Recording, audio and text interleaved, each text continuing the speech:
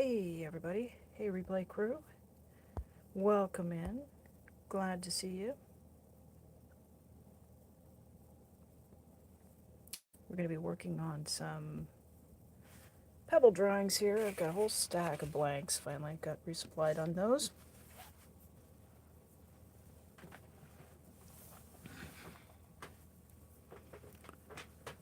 So let's get started.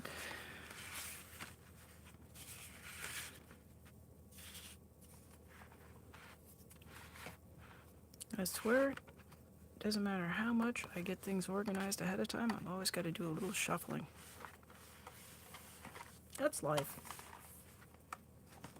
Life's always asking us to make adjustments to new situations.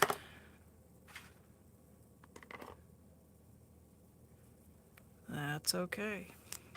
That's what it's all about.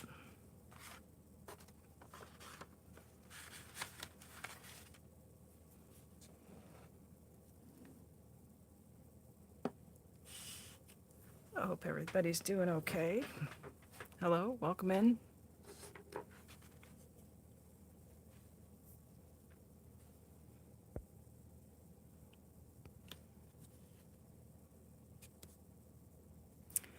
I'm using a permanent ink pen. This one's a pigment marker over top of a piece of watercolor paper that has had some water-based media applied to it. We're just gonna trace some circles, some shapes, whatever appears. For me, it's pebbles. If you do this, you might draw something else. You probably will. Mine end up looking like pebbles on a beach or pebbles along maybe a riverbank.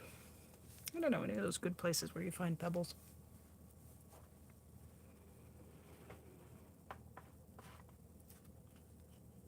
So the basic idea with this is to focus my attention to the point where my pen meets the paper. Well, hello, Maya. Thank you. Welcome in. Good to see you. So I just find an area and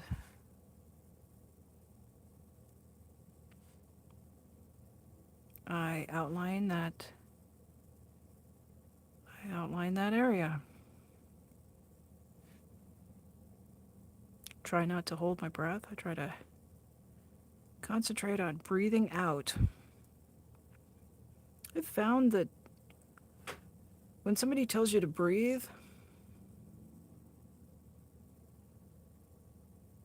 that the thing that you really need to concentrate on most is not taking air in. When we get a little bit upset or panicked, we tend to hold our breath. So if you concentrate on breathing out, that'll help you. That our bodies are designed to take in air when our lungs are empty. So if you have a feeling, oh, I should breathe, try to reprogram that. I should breathe out.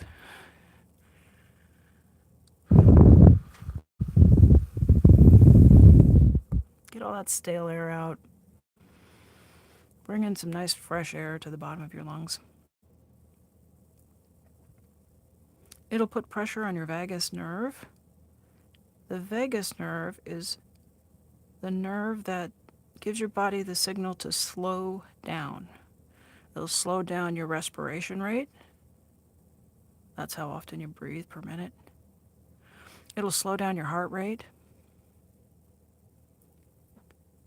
And it'll lower your blood pressure.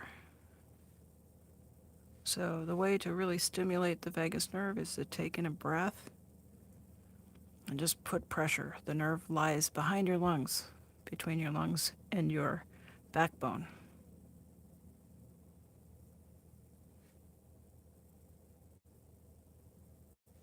Alrighty.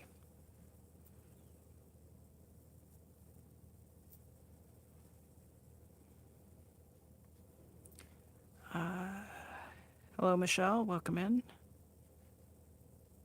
I don't know if you've been in my chat before, but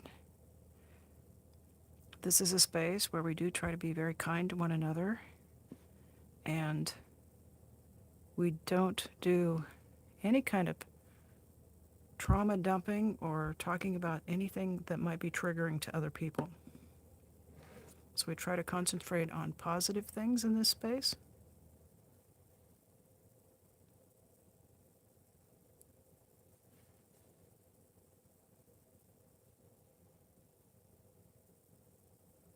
And we try to work to uplift one another.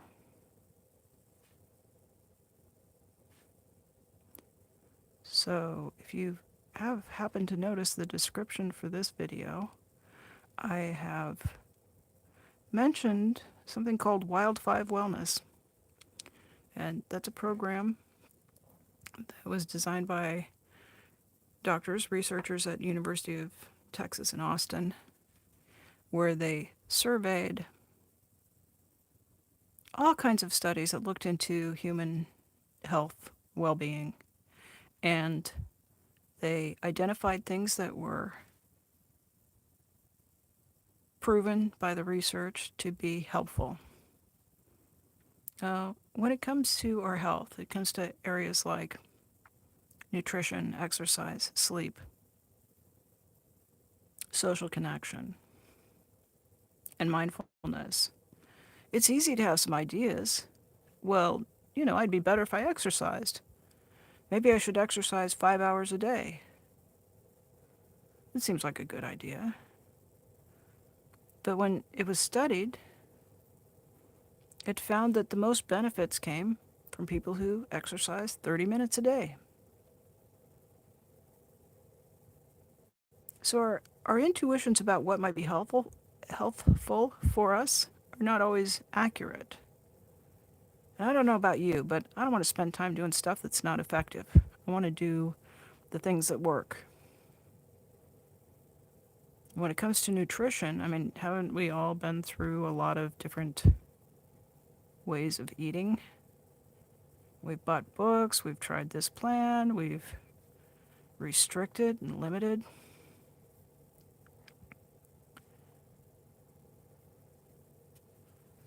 Yeah.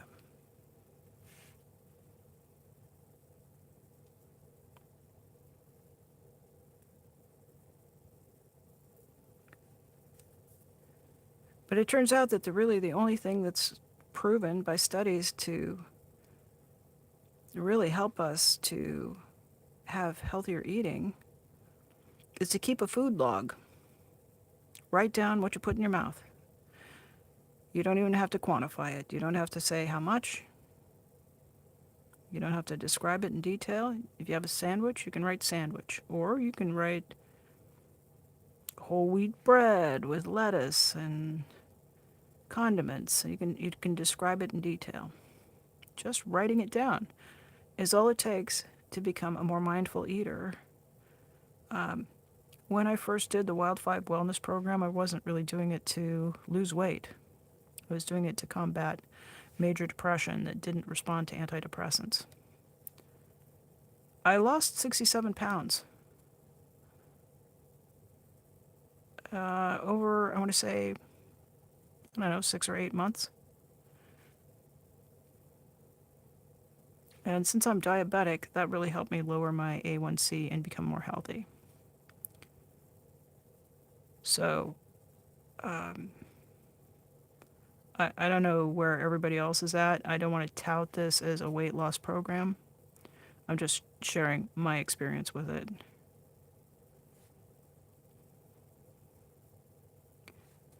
I also, in that time, I didn't spend a lot of anxiety thinking about food. I didn't feel like I was deprived. I didn't really have a lot of thoughts about it at all. I just kept a little piece of paper. I actually used like a 3x5 card.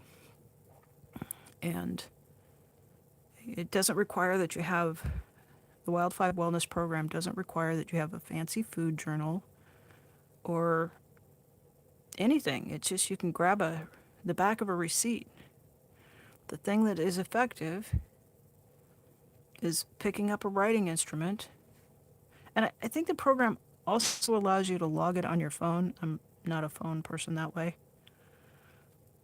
But everything that goes in your mouth, you write down on a piece of paper or you put it into your phone log and go on with things. You don't go back and tally it up. You don't do any of that. That's all you do. It's really simple.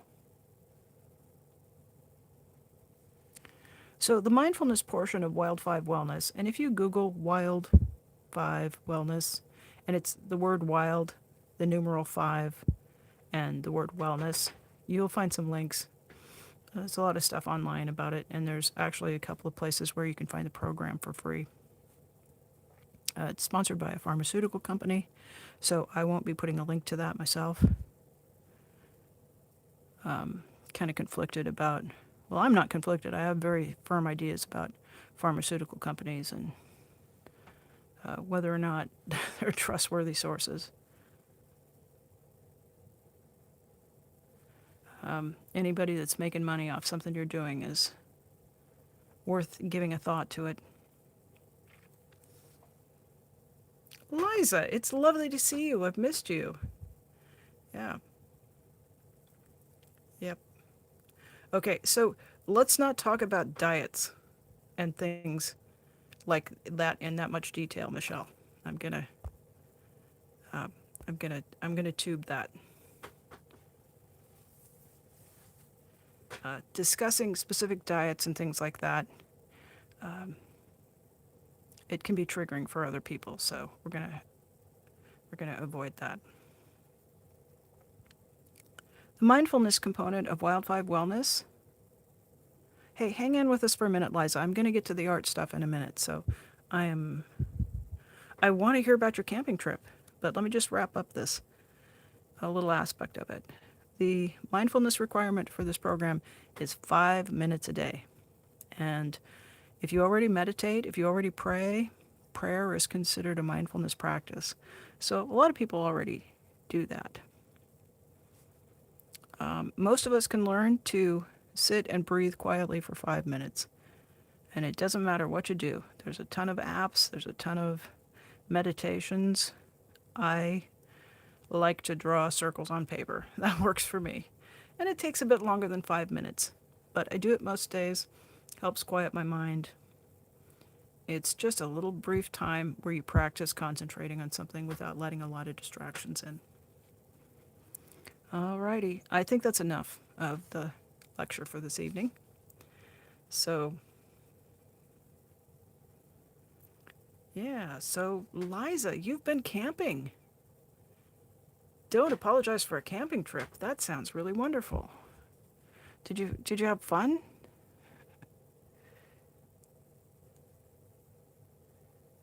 I know Liza joins us from the Philippines, which seems like a really magical place.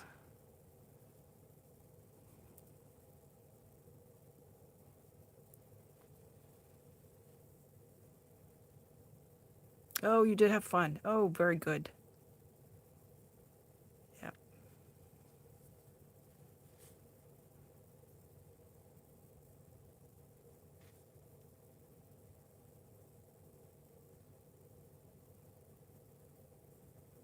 Yeah. So people do have challenges in my chat. We do discuss some things, but I try to avoid anything that verges over into sad fishing. And if you don't know what sad fishing is, you should probably Google that. And I do try to keep us away from anything that's restricted in the YouTube terms of service. So if you're here, if you've got a channel and you're not familiar with those, you probably should be. And it's just basically a list of kind of common sense things that, because there are some people who are very vulnerable to being harmed when they hear about some topics. And so it's very important to me that this be a safe space that doesn't trigger anybody into any kind of harmful behaviors, if I can help it.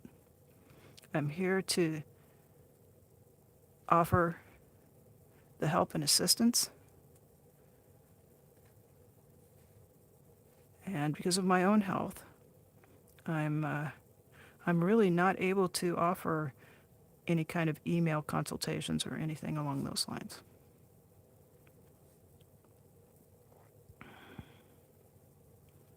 Yeah.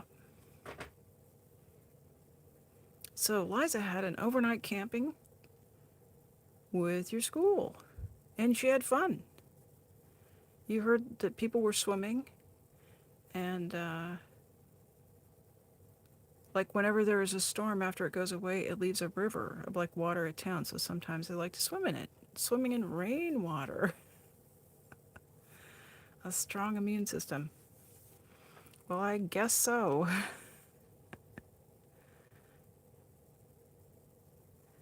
Yeah, I think sometimes knowing the details can take the fun out of something there.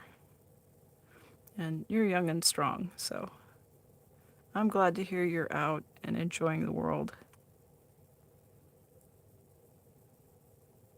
And I think the last time we talked with you, you were maybe taking some exams. So I hope those went well.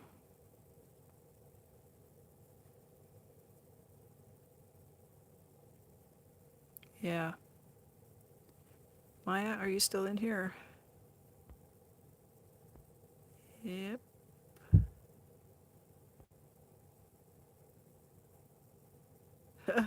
Okay, so Maya said she's sitting there eating her chocolate. Well, you don't have to worry about that. Just write it on a piece of paper. That's all you have to do. That's what I loved about that. There's nothing that got me anxious and wound up about it.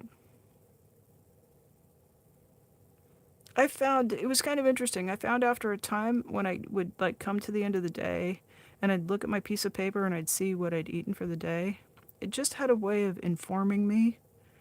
And, if I ate candy for breakfast, and I'll tell you, sometimes I do, I'm a grown up, I can do it if I want it. I'd see it on my piece of paper, and then at lunchtime, I'd pick something with vegetables, and I actually really like vegetables. It's not punishment to me, so it was just the right amount of feedback to help me make the choices we already all know quite a lot about nutrition, don't we? Most of us. Once you get to adulthood, you know how to feed yourself and what's good for us and what nourishes us. So it was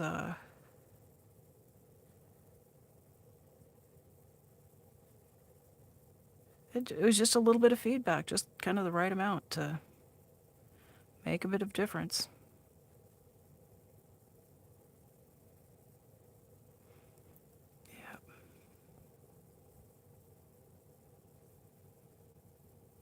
Yeah. 88%, that's pretty strong. Passed top 7 on the honor board. Well, congratulations, kiddo. That is wonderful. No, you don't have to write a plan. All you have to do is just write down what you put in your face. It's really, really, really simple. And yeah, my therapist had recommended this thing for like 2 years, and I was just like, I thought it was stupid. I was like, that's never going to help. I'm going to resist it. And I did. And then when I tried it, it's just like, it was really effective and it really helped. And it lifted the depression when I was uh, the program starts out with a 30-day section. You do everything on sleep hygiene and nutrition. You do all 5 things every day for 30 days. And then I think in the next 60 days, you do 5 out of 7 days of the week. But the first 30 days are to get you into the habits. And my therapist had actually been one of the people who had been in the one of the groups who tested this out to see if it was going to work. And she said, I'm already good. I didn't think I really needed to fine tune anything. And I did this program and I felt really like my life was improved in several ways. So She kept gently pushing it, and I kept going, nah, I don't want to do it. And I finally caved in and bought the book. And full price new, I think it's $19 and change. It's under $20. You can find it used on internet places to buy books for like $7 plus shipping. And there are online places you can download PDFs of the materials too for free.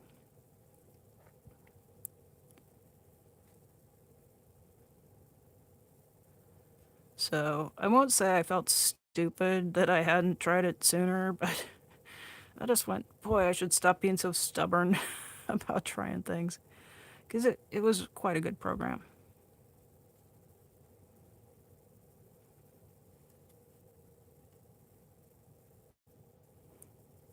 Alrighty. Yeah. I'm looking for that emoji. Um, yeah. Yeah. Maya, I've been looking for that emoji for a minute here, so. Oh, that's the one. Yeah. Yeah, I would have used that one earlier.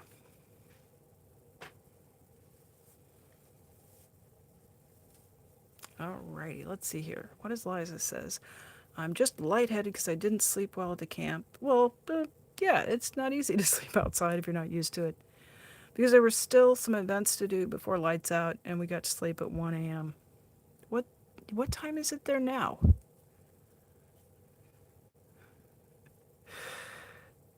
I'm so charmed to hear about your young person adventures.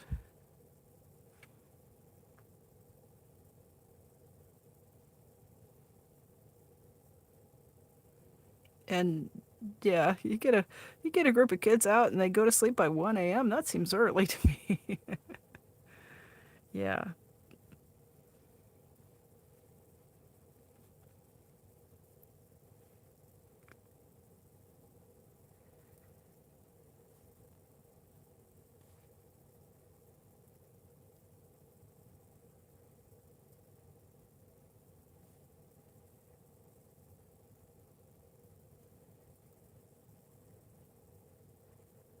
So I'm just trying to be quiet here for a moment, just get my focus,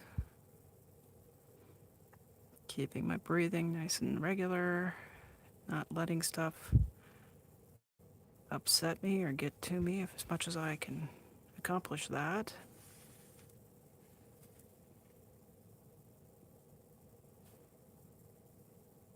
Just the objective of any mindfulness exercise is to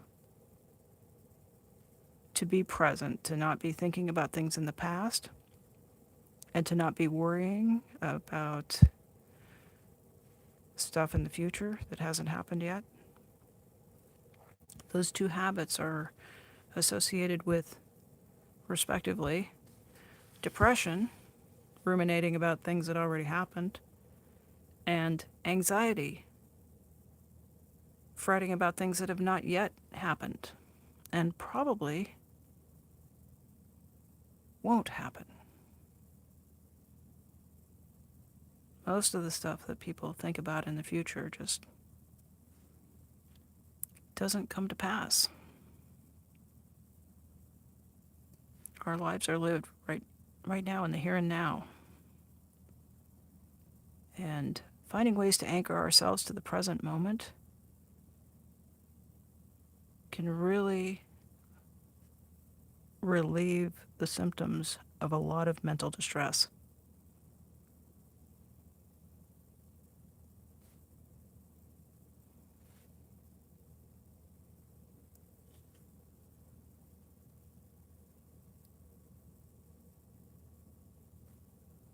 Okay.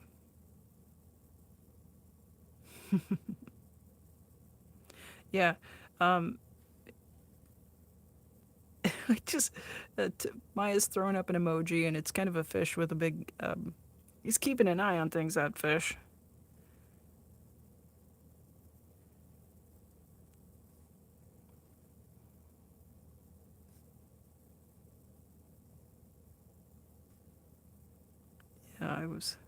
I was looking to see if I can actually type in the chat, and I don't think I can. Isn't that odd? There's no chat window for me. I was gonna throw an emoji up. So it's 21. That'll be, yeah, 8 p.m. So it's 8 p.m. on Sunday evening, military time.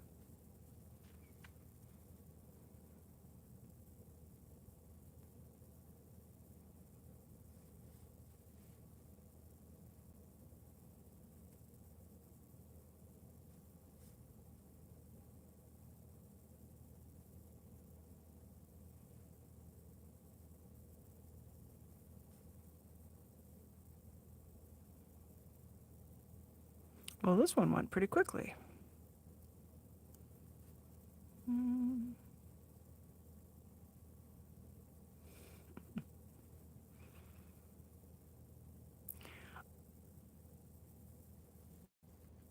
I love camping. I love being outside, and I especially love to camp uh, where I'm near water. I live about an hour away from an ocean, so um, when I can camp where you hear that water just whoosh, whoosh, that rhythmic sound of the waves hitting the shore, um, it's one of my favorite sounds to fall asleep to. But um, we used to just be able to camp in a tent when I was a kid, and now things have changed. It's not really safe to do that anymore. So we've got some campgrounds that rent cabins, and they rent these things called yurts, Yurts. And they've got a door that locks.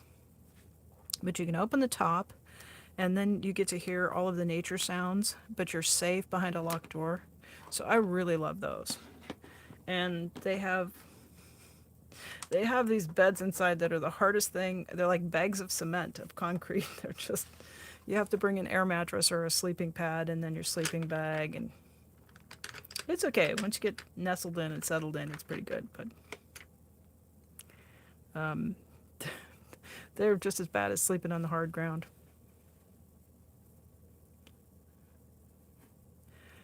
Oh, Maya says, we just call it time here. The 24-hour clock is the norm. I didn't know that. I'm always learning something new about Norway every time I get to talk to Maya.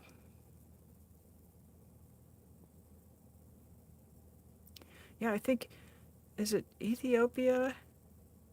They do 12 hours. They do uh, 6 hour segments. They do 4 6 hour segments, and they just count 1 to 6, and then 1 to 6, and 1 to 6, and it's implied um, what time of the day it is by what you're talking about. So I would find that very confusing. It's 6 in the morning, that's breakfast, and I guess um, every country, every culture does things a little bit differently.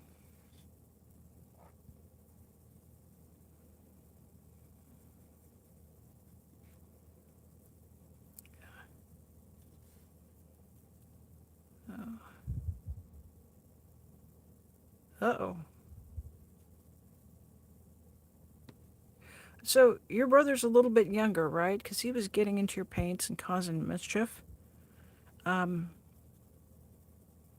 Eliza says she got grounded because her brother broke a glass chandelier at his friend's house. And that sounds like a pretty serious thing to have done.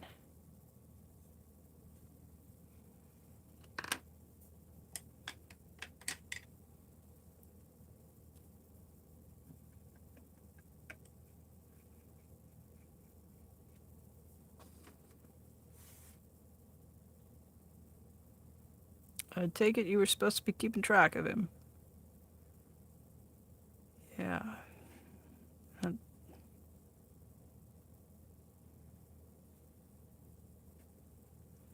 So I've just added some watercolor pencil to this. I've got just a bit of water on a brush.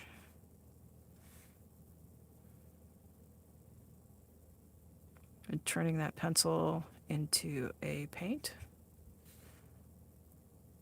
And creating a little bit of a shadow here in between where the rocks are nestled up against each other.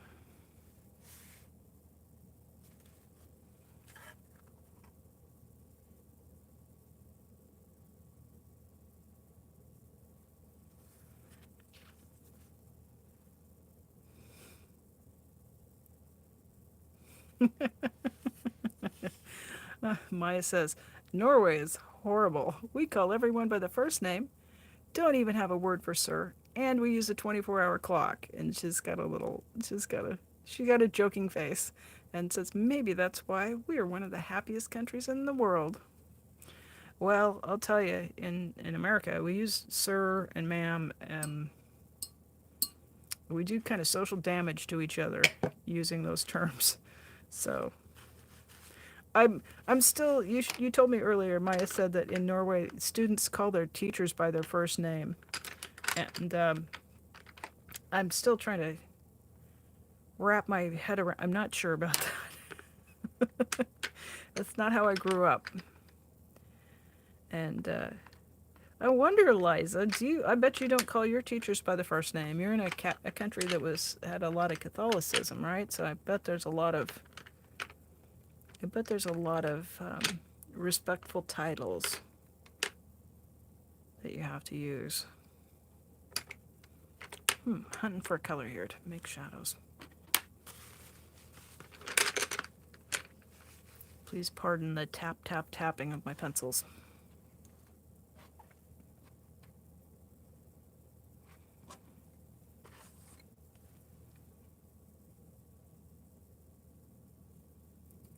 Oh dear. So Liza's brother threw a toy and it hit the chandelier and knocked it down. But fortunately, no one was hurt. So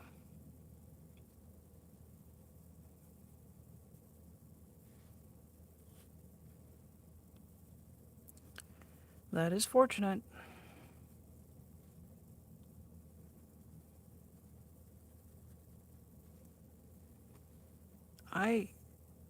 My brother did something like that when we were kids too, and he broke. My mom used to have these. These beautiful plates that had scenes from Hans Christian Andersen stories, and they were made in Denmark, and they hung around the top of the wall in the kitchen. And one day my brother threw a big wooden domino, and he nailed my mom's favorite plate and broke it, and it just crashed from the wall. And I'll tell you, I grew up when people there was a lot of spanking when I grew up. It's kind of fallen out of favor. I think people don't spank their children so much anymore, but boy, I got my hide tanned for that. And I remember it because I didn't throw the domino, but I was older, so having little brothers is not easy.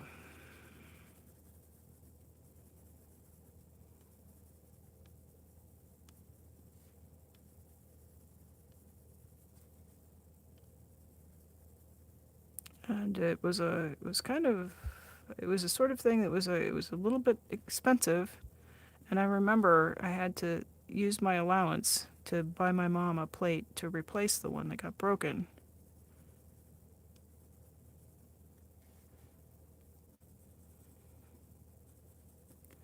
So it was one of those lessons in responsibility. I think we all have them. Tell you, there was no more domino throwing in the house after that.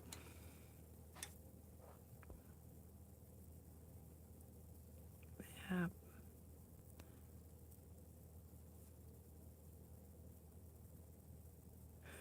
I believe you, Maya. I just, the only teachers who wanted us to call them by their first names were trying to be too familiar with students.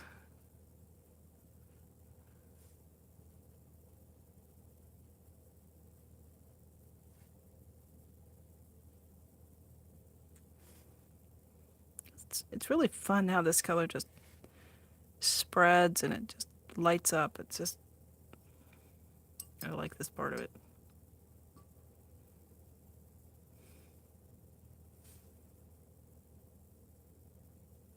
Oh, so Liza says the teachers get mad when their first name is called, and then the student has to go and to the face the wall corner.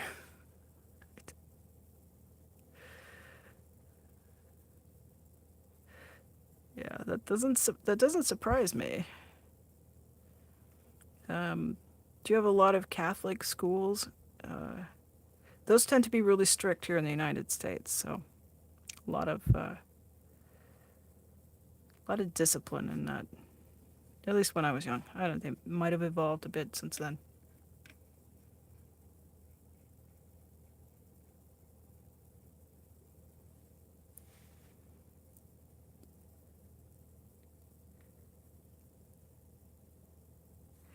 So, did you have a Halloween celebration in the Philippines? It's a pretty big holiday here in the United States for some reason. It wasn't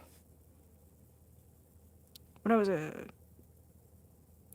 like I've told you, I'm old. You know that. When I was a kid, it was kind of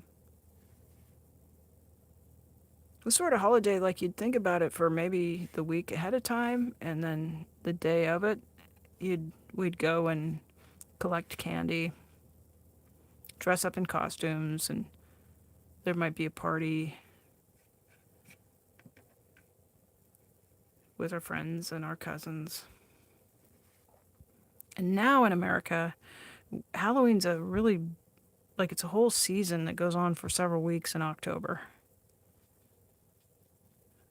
But I just was just wondering what kind of celebrations you have in the Philippines.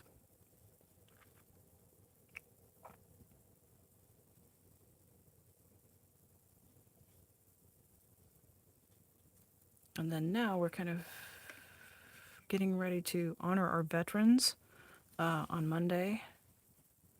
And then we'll have a national holiday of Thanksgiving on the third Thursday of November.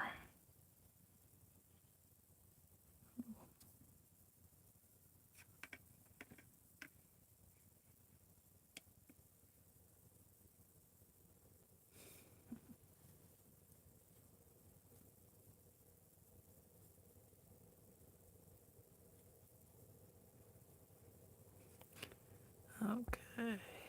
Yeah, so yeah, give Maya a gold star there. Yeah. Aw. I remember that. It was like so much fun to go and get candy.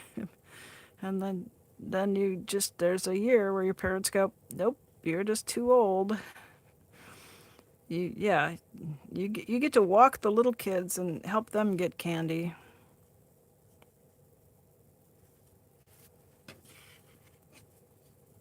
I guess it has to change sometime. Otherwise, everybody'd still just go, "Well, it's time to go get candy."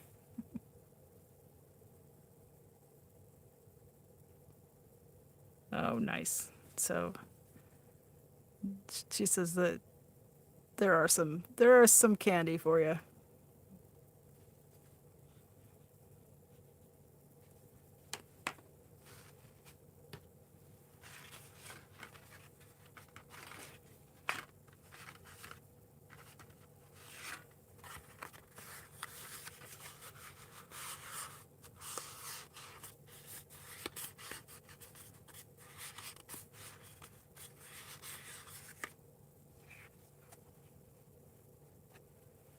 Well, I've got my lights kind of goofy today. Let's see if we can. There we go.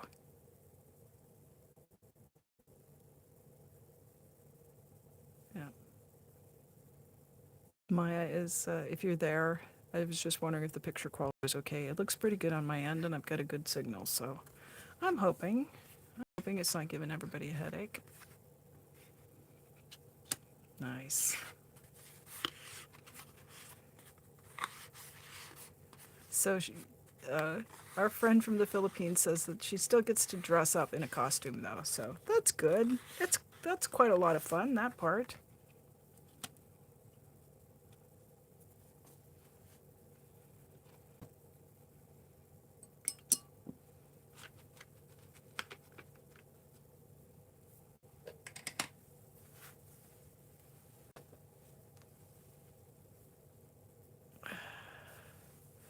Thank you, Maya.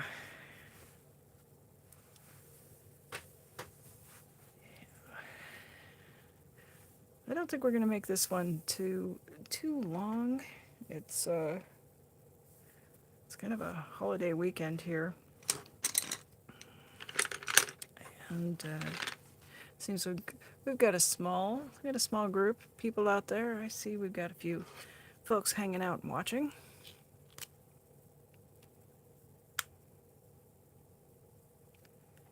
Yeah. Thank you, Liza.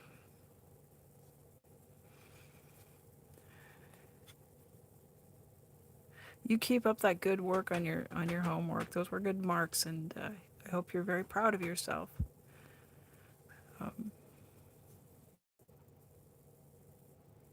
It's really terrific to hear that kind of a report card for you.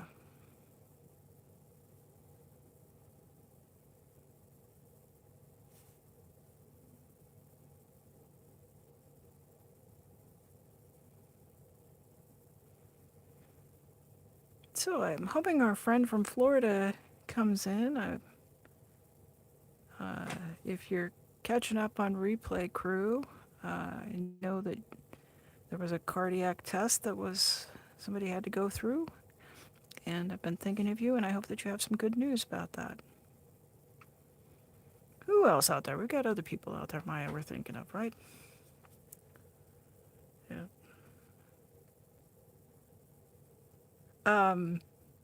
So we've got a question about Veterans Day is November 11th. It'll be on Monday. So I had encountered or ran across quite a few people who were saying they had Friday off. So that really was turning into a 4-day weekend. When I was working, it was a Monday off.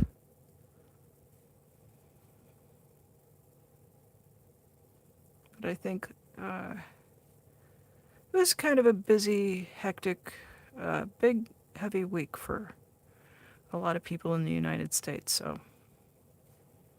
taking a day off will hopefully let people get some rest and get back into the swing of their lives in a meaningful way.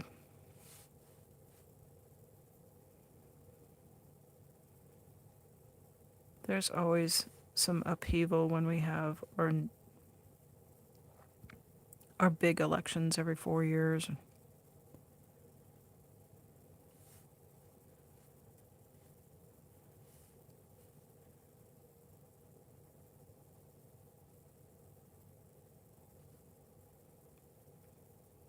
So we've got, there'll be half the people who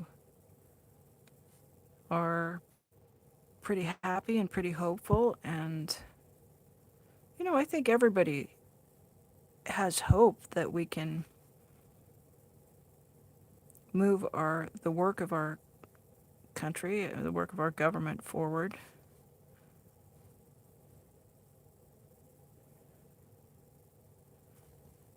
So it can just take a minute after an election for people to sort of get on their feet again and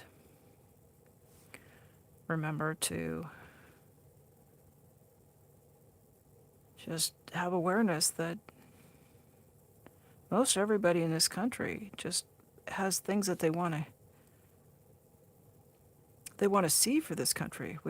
I like to think that we all want something good in America, and we disagree on how to accomplish that. So, we trade off. And and we get a team in and they get a chance to do it for 4 years. And some of us will be out in the world putting up with that team for 4 years. But that's kind of the wonderful thing about America. Um, there have been times in my life where I've kind of just thought, oh, it's going to be a really long 4 years. And I'm not always right about that. Sometimes the people that get the job get some cool stuff done. So maybe that's what's going to happen this time.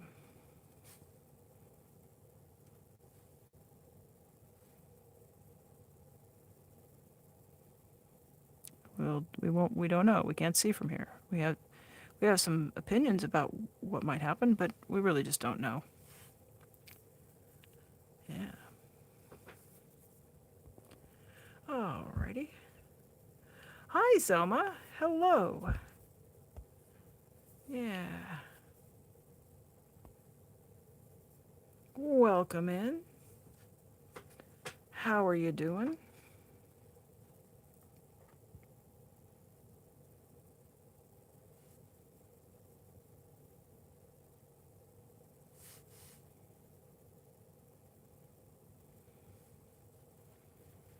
I think it's good to try to, cultivate hope. And positivity. Positivity is an interesting word, isn't it? I think it's been turned into a lot of memes.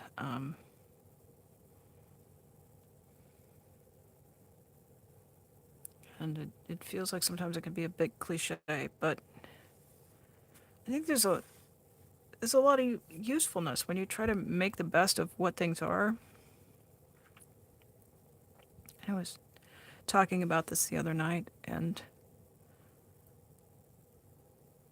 I've had some health challenges that have restricted my capacity to be able to go and do the things that I like to do. Like, I used to like to backpack the Pacific Crest Trail and hike to waterfalls and um, ride motorcycles and just, all kinds of stuff. And now I still can do a lot of stuff. So I try to focus on the things that I can do. And otherwise, I'd just spend time, if I was sitting there just going, oh, I can't do that anymore, right? I can certainly do that. I could spend hours. I could spend all my waking hours thinking about what I can't do. All of us can, no matter whether we've had injuries or illnesses. We age, we get older, and then our capabilities change as we age. Or we can make the choice to think about what we still have the power to do, right? That's a healthier place to live. And I'm not talking about, some Pollyanna, oh, I can, an imaginary list. I'm talking about the practical things and enjoying what is available. It takes changing your mind a little bit. Liza, bye. Good night. It was lovely to see you. Oh, yeah. Sorry if I, yeah. Selma, gosh, there's a lot of that going around. So I hope I kind of got into look into my drawing, and it's hard, guys. It's hard. It was to keep my drawing going and also to look at chat. But I do try to do two things at one time. So, oh yeah. I thought I had COVID last week. I kind of came down with this coffee sore throat thing, and I managed to take a test, and then it came back negative. I got one of the tests that actually, some of them just tell you positive or not positive, And some of the COVID tests tell you affirmatively that you are negative for COVID.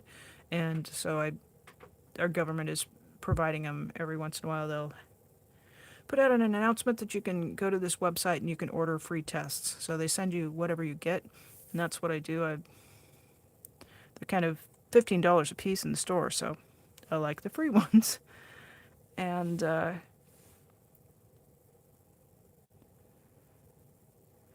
so the last batch I got had the tests that would tell you you're definitely negative for COVID. So that was kind of cool. And so while I was like feeling all these symptoms and I was worrying, oh my gosh, do I have COVID again? And then I took the test and it was like, nope. So I just went, oh, okay, I just have a cold. And 2 days later, I was fine. So I don't know. I don't like being sick. I feel for you there, Selma. Yeah. At 5. Oh, Selma. I'm going to read this comment here. Yeah.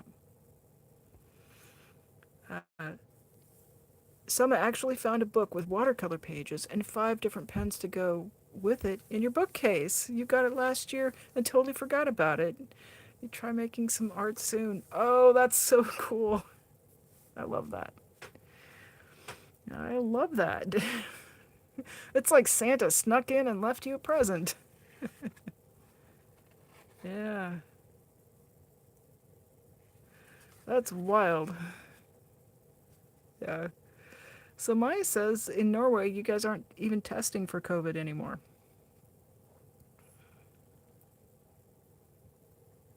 Oh, okay. Selma, what country, if you don't mind saying? I take it you're in Europe, so I'd love to know if you care to share what country you're in. So here, and it might be because of my health status.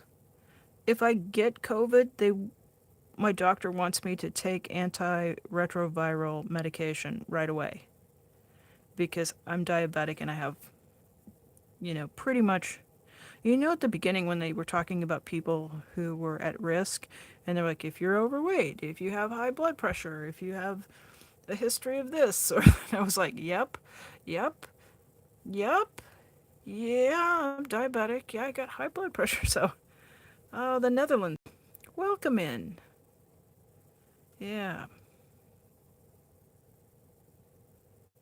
so, yeah, so for me, if I get sick, they want me to test, and if I have COVID, I call the doctor, and then they have a prescription uh, called to a pharmacy. So, and then I have to put on a mask, and I've seen some people like even wearing medical gloves, and they just go to the drive-through so you don't have contact with people and get your medicine. So, I think that may be why I don't know if everybody is testing anymore here in the United States where I am. Mm. Hey, Oreo Ritz. Hello. What are you up to? So Maya, you've got a question, and I'm not sure if that's for Selma or if that's for me. Yeah, years ago I got to do a semester abroad, and I saw a little bit of the Netherlands. I went to Amsterdam, and went to the Rijksmuseum and I was there for like 24 hours. I went to the Diamond Cutting Center. I went to bookshops and print shops where you could buy etchings and reproductions. Went to the museums. It just um, took in everything I could possibly take in, and then had to hustle back and get my flight back home. But the people were so lovely, and I really enjoyed my time in the Netherlands. All right, I don't see shapes. I'm just making up pebble shapes here. So if you're looking at this going, boy, it just looks like she's just winging it, that's kind of what I'm doing. this particular blank only had 2 layers of color, so get a little personal freedom with deciding where the rocks go today.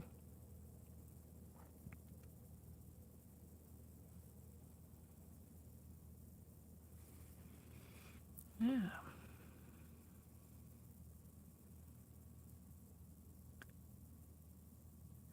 ADHD. Welcome. I'm actually I'm uh autistic ADHD. So, what is Puzzle Bubble? I don't know. I might like it.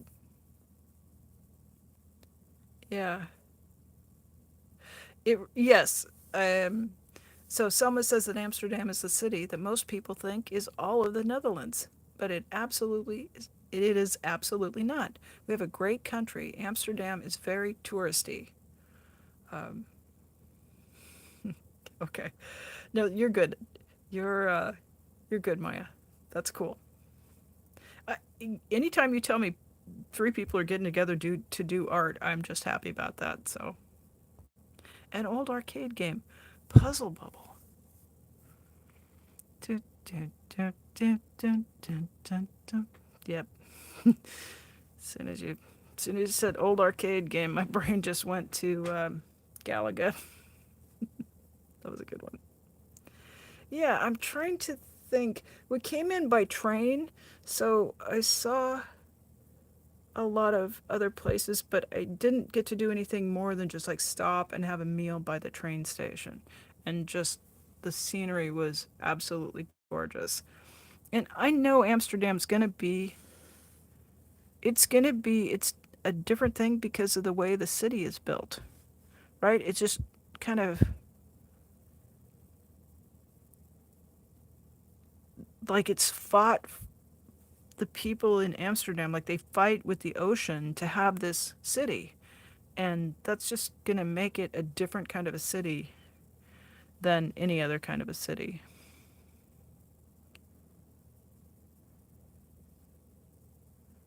But I figured I could give the whole country credit for being kind and welcoming.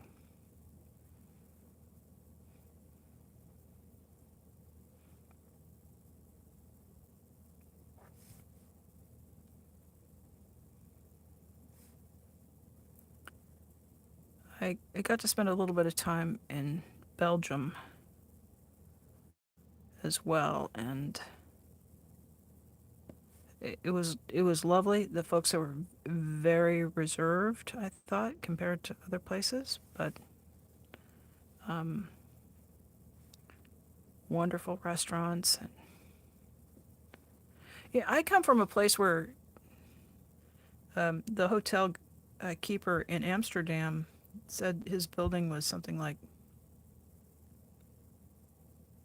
I'm probably gonna mistake this. I have to look back in my travel diary and see, but I think he said it was something like 500 years old.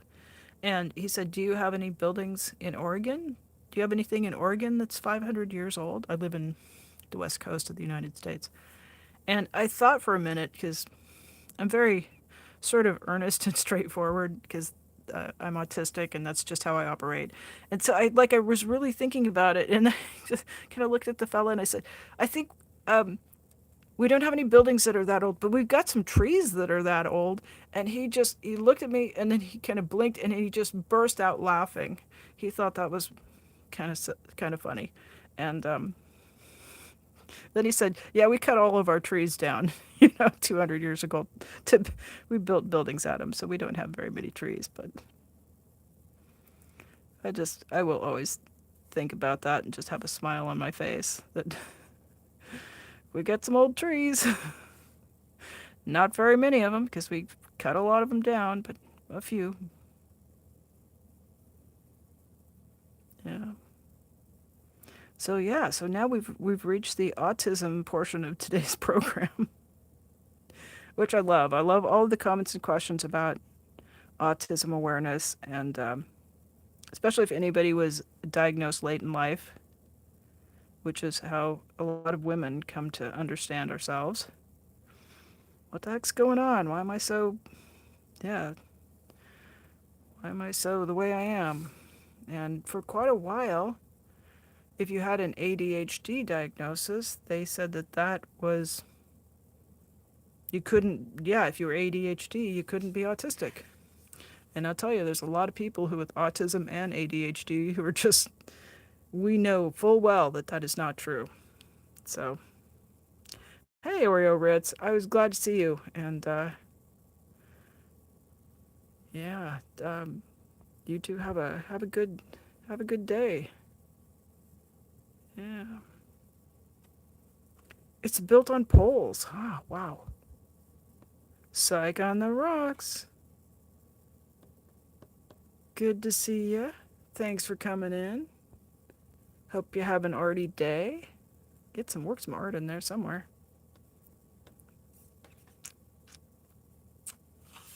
Yeah.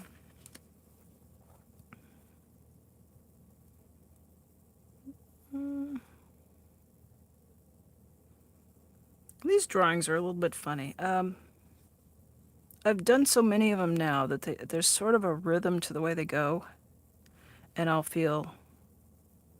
get a feeling when they look right, when they look completed.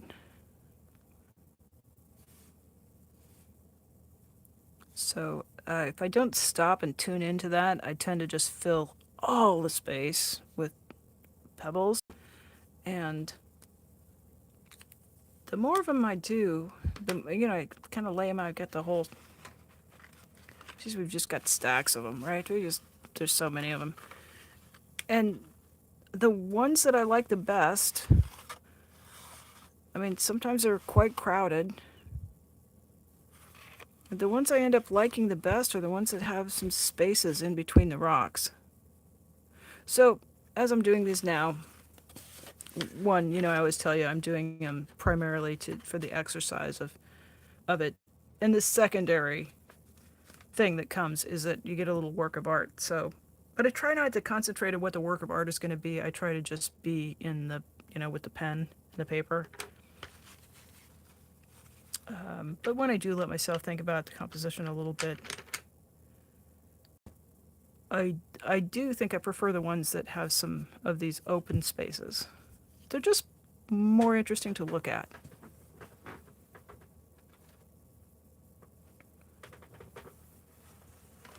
Let's switch this up and use a little bit of a different medium here. I'm going to go with the Caran d'Ache watercolor crayons.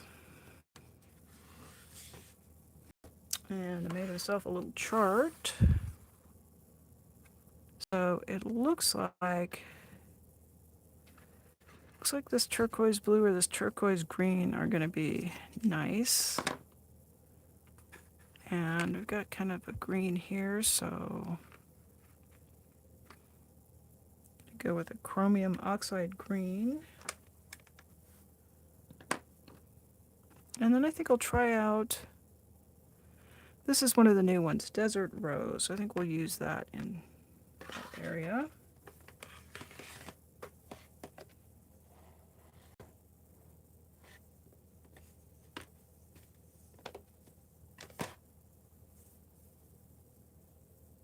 There we are.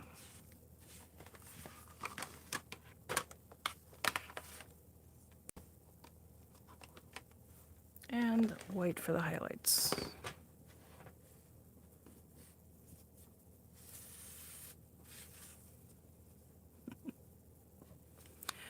Sophia, hello. Yeah, I appreciate you. I don't know if I said this the other day, and it just won't hurt to say it twice, but I know that you were, you brought up my channel, and you advocated for a room raid, and I just am so appreciative of you, and thank you for that very much. I appreciate you spending time with us in chat. I appreciate everybody, and it just helped. It helped that feed go out, and so many more people got a chance to to learn about mindfulness art. So it was just really cool, and it's just put a smile on my face. So I just wanted to be sure and tell you thank you so much.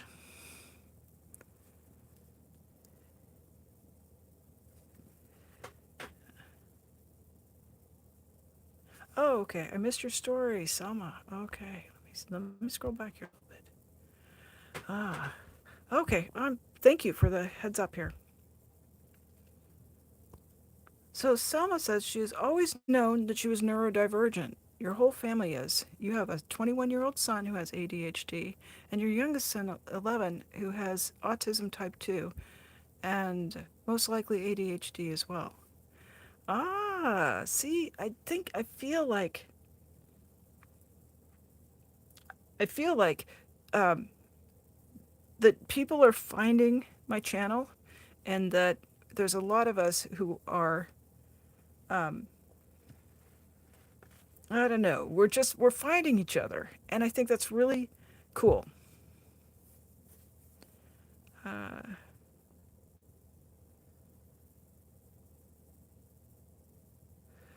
oh well, Selma says because 2/3 of the Netherlands is below sea level, and when the country drowns, she's moving in with Maya up in Norway. I've seen pictures of where Maya lives. It's beautiful. You'll love it there. Bring a coat. Yeah. Yeah. Hello, Rabbit. Welcome. Yeah. Yeah. Cold but dry. This is Maya. Uh. Oh, lovely. Sophia. Yeah. I mean, you were on, and why not share a good time? Exactly. Yeah. Exactly. Irish Mart. Hello. Hi. Well, we, we got the party started. Yeah. So, Selma, so you always knew you were neurodivergent, but did it take a while to get your diagnosis? Because I was in my 50s, and I'd been struggling, and had been treated for what they were calling major depressive disorder. And I would do great for a while, and then I would just hit a wall, and I would just burn out and shut down. And it got very, very challenging to do tasks that I had easily handled before. Um, After I learned more about autism, and I learned about meltdowns and shutdowns, a meltdown is when you're in kind of a small situation and things get overwhelming, and you lose your ability to kind of keep up and to stay emotionally and neurologically regulated. And a burnout is when you have a period of time where you've just, like for me, I exhausted myself, and then I would have to take almost like a timeout, and it would last for weeks or months. And then very gradually I'd sort of get my reserves built back up, and I'd be able to go out and function at a high level again.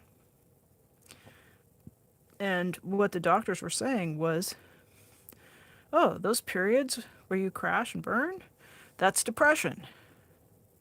And it does look a lot like depression. But I think what it was is just the cumulative effect of trying to work in a world that is moving much faster than my nervous system can keep up with. And if you think about this, we evolved to go the at walking pace. If you look at some of the fastest runners, like Usain Bolt, right? He can go about 37 miles per hour at a dead run for 100 yards, not very long. So our bodies evolved to move around the world at, no faster than 40 miles per hour. And yet every day, most of us get in a car, and where I live, I can't even get to a grocery store without driving 45 miles an hour. And if I go into town, I have to go down a highway where it's 55 miles an hour. And my body has to process all that stuff that's coming at me at 55 miles an hour. And I literally have a nervous system that's built to go kind of at a jog. So it's no wonder that modern living um, wears us out, and especially those of us with a more sensitive nervous system. So once I once I figured out I was dealing with autism, it made sense why all the things that we were doing to treat depression just weren't working. They weren't working because my problem wasn't that I was depressed. My problem was that I was an autistic person who was putting too much, too heavy of demands on myself. So, yeah. All right, gonna take a look at chat here and see if I've connected or ran everybody off. Yeah, I just get going, you guys. Yeah, yeah. Selma says that most people who are neurotypical, they don't really get you, and they can be kind of boring to you. I know that's. I don't think it's a horrible thing to say. I think it's kind of a. I think it's a really a realistic kind of a thing to say. And once you have that realization, you can find your people and stop trying to fit in with a group of people who just don't have the desire or the capacity. Well, I think everybody's got the capacity, but I think until you know and love an autistic person, you probably don't go out of your way to make your neurotypical world really friendly for neurodivergent people. So, for people who are struggling, of course, we're going to do better if we can find a social group where people get us or they operate, in the same sorts of ways that we do. So, yeah, honest and, uh, yeah, I don't think it's horrible. Okay. So, I had asked when you got your diagnosis, and the response was, it's a long story, Janelle. I feel you. Um, you're not alone in that. I hear tons of stories of people, women, who do not get their diagnosis until their children are diagnosed. So it kind of sucks that we have to wait for our little boys to lead the way, but um, yeah. So a lot of people, meltdowns, good company here. Mm-hmm. Yeah. Well, and Sophia brings up a point that most normal people are kind of boring because they think along the trodden path, that they're actually inflexible too. And here's the thing that I love about neurodiverse people. I love the pattern spotting things that we do. I love the way that we find something that becomes a quote unquote special interest and we dive into it and we get excited about it. And when you can find another neurodivergent person who loves the same things you love, and you can, like, it's just like that's fantastic. It's just such a beautiful connection. And yeah, most normal people go, well, yeah, I outgrew that. I don't want to talk about Lego. I don't want to talk about the, the weird little intricacies of YouTube. they just, they don't do things that way. So, yeah. I love that. Selma says, yeah, we should talk about it during an art live. I would love that. That'd be awesome. Yeah. Yeah.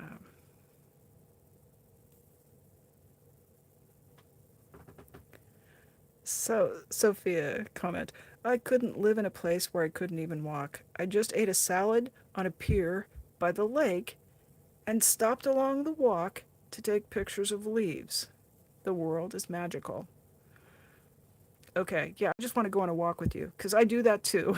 I kind of have to because of my heart. I can go a little ways, then I have to stop. But I love to stop and just marvel at a leaf or the bark on a tree or, yeah. And not everybody gets that. Uh, well, yeah, Rabbit says I came to the realization that I do not fit in anywhere. So I'm just with me. I've gone through phases like that, and I'm pretty happy in my own company. But every once in a while, I'll run into a new group of people and find connection. So I never say never. Selma says Germany is a beautiful country, Sophia. The parts I saw of it were gorgeous. Yeah, I kind of get lucky because I grew up in a place that isn't even. Whoops. Uh, entirely. I, Sophia says, I kind of got lucky because I grew up in a place that isn't even entirely neurotypical and has a slow pace, so being autistic didn't stand out as much, and we kind of see everyone's different somehow. That's fantastic. Um, I subscribe to the point of view that we're not broken. I don't think people should try to cure autism. I don't think it's a dysfunction. I think it's just one of the ways of being human. And people like us, people who are pattern spotters, people who are aware of the changes of details, like if you think about 10,000 years ago, we were probably really good at saying there's a predator on the horizon. And being an early warning system, we probably had skills that helped the group overall survive. So I just don't think we're particularly broken. I just think we're a variety of human. That's my point of view on it. And it's wonderful to have been able to grow up in a place uh, where that was accommodated. So somebody's in the process of getting an official diagnosis. When your oldest son, who is a copy of you, just a boy, you had a serious meltdown. I bet you did. I'm so glad that you're, um, Selma, I'm so glad that you're about to open a door that's going to help life make a little bit more sense, I hope, for you. Yeah. Maya points out to Randy that that's the beauty of the internet. We can find our people all over the world. Yeah, and it's true. Maya brings up that it's hard to find people that you connect to in real life, especially when living in a small place. Very true. Uh, yeah, online you have so many more people to choose from, and you can also get us in smaller doses. So sometimes that's an easier way to to get your dose of people. Yeah. All right. Did I catch? Oh, I caught up a chat. Cool beans. All right. I'm gonna put a little water on this and let's blend this in. Yeah. Maybe I'm just gonna figure it out. That the thing we seem to always get to. Uh, I mean, we're always about the art, but then I have been delighted at how often the conversation comes to autism, and particularly what uh, the experience of being a woman who is autistic. Because culturally, it's a different kind of a scene from an autistic man. Yeah.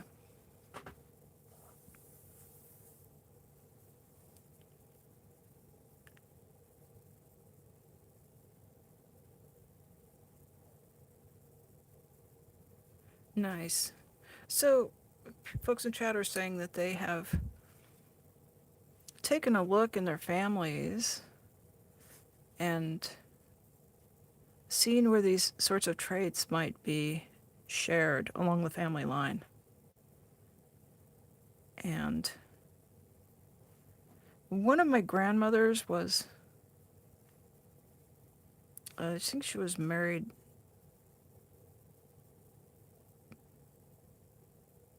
I'm thinking, at least twice, because my dad has half siblings and they have half siblings.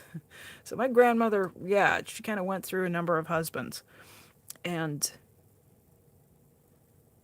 Not that autistic people don't have successful relationships, but my grandmother was just like, she would get tired of people and just kind of move the hell on. And at the end of her life, she was alone. She lived in her house. She was a painter, and she was absolutely an oddball. And I was just thinking about this the other day, and I can remember her standing there with a menthol cigarette and just with her big eyes just kind of looking at us. And she didn't love to have the grandkids over at all. I know for quite a long time I had to call her Mrs. So and so. She did not want to be called grandma. And it wasn't until my younger cousins came along and just said, "Nope, we're calling you grandma." And she couldn't fight it. She had to kind of give into it. And I think she may well have been autistic. She just liked to do the same thing in the same way, and she didn't like people interrupting her routine, or particularly loud children. And, my dad always just said, "Oh, mom's kind of antisocial." No, I think she was just, yeah, maybe she was autistic. Yeah. Yeah, and it's in my generation, there's autistic people all over the place. I have one of my cousins has a son who is nonverbal, and he's in his late teens now, and he's still he runs. He's what they call an eloper. So if things get too stressful, he elopes, he runs away, and that's a little tough because he's 17, and holy cow, is he fast. And he tends to run to the street. So how he is not... He seems to have an uncanny ability to get in between cars and not get hit, because he's... from the time he could walk, he's been a kid who would run away when he got overstimulated. But yeah, one time he ran away almost a mile and went to the Starbucks because apparently he wanted something from Starbucks.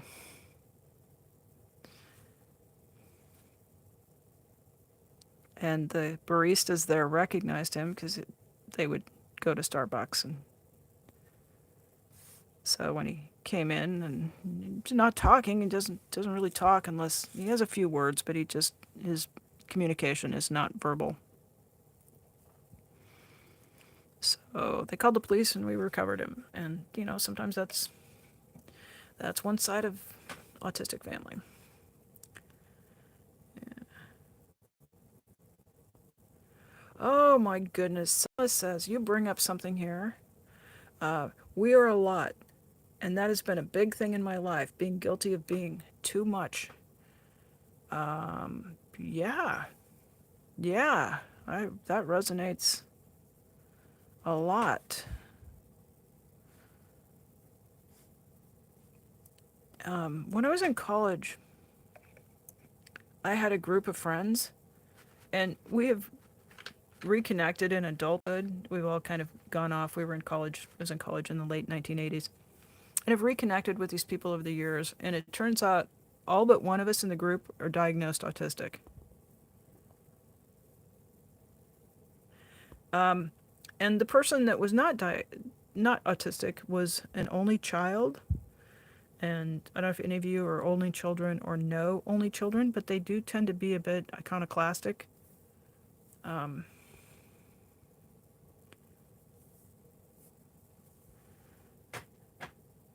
And she was deeply empathetic and just a loving, kind person, and she loved the way that we had fun.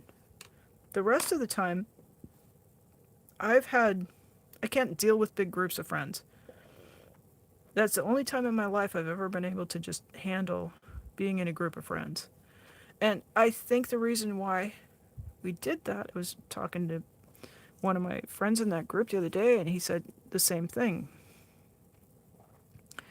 That he looks back on that time and just goes, like, how did we all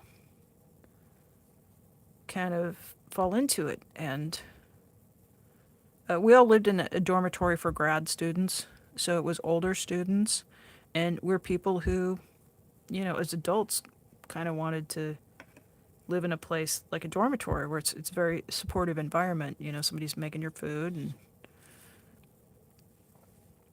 helping you with stuff. So it was natural that people with some neurodivergent characteristics would end up there. But the rest of the time, I'm just like one on one friend at a time. And, um, just trying to figure out one person at a time is a lot. It's enough. Maybe it's not a lot, but it's enough. But when that group of friends would get together and we would do stuff like we played a lot of card games, a lot of euchre, played a lot of board games, and sometimes Dungeons and Dragons. And if you're in with a group of people who are all just nerdy and excited about the same sorts of things, it's, it's a really great time and it's a gift.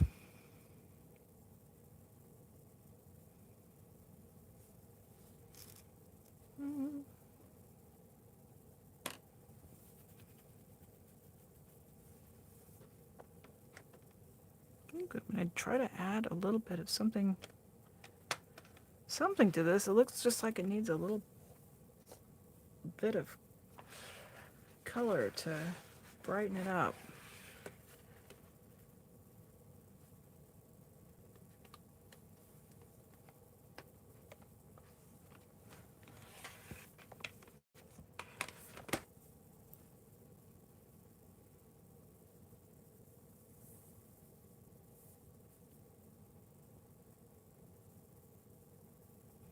Irish Mart, diagnosed at 41 on your mom's suggestion. Oh, she noticed similarities between you and your youngest nephew who got diagnosed at. Can you, sometimes when I'm just wanting to get nowhere, I guess, I think about what it would be like to have gotten diagnosed um, in grade school, and just that there would have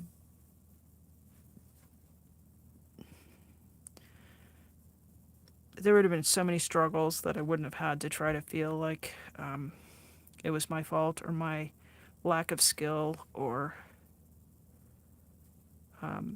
just feel like I'm dumb, I'm not getting it.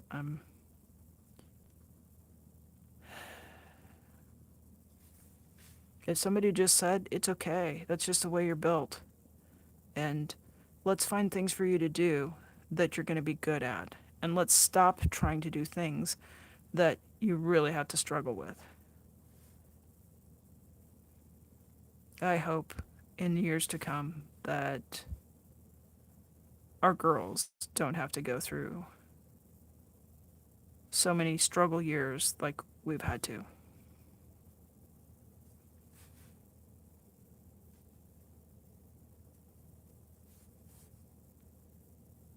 Yeah.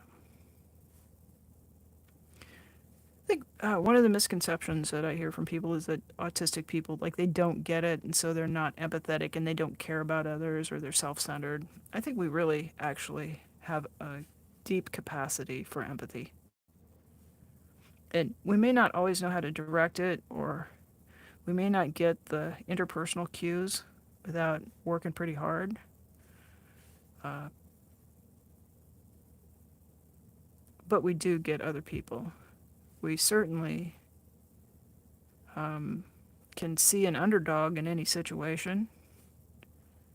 A lot of us.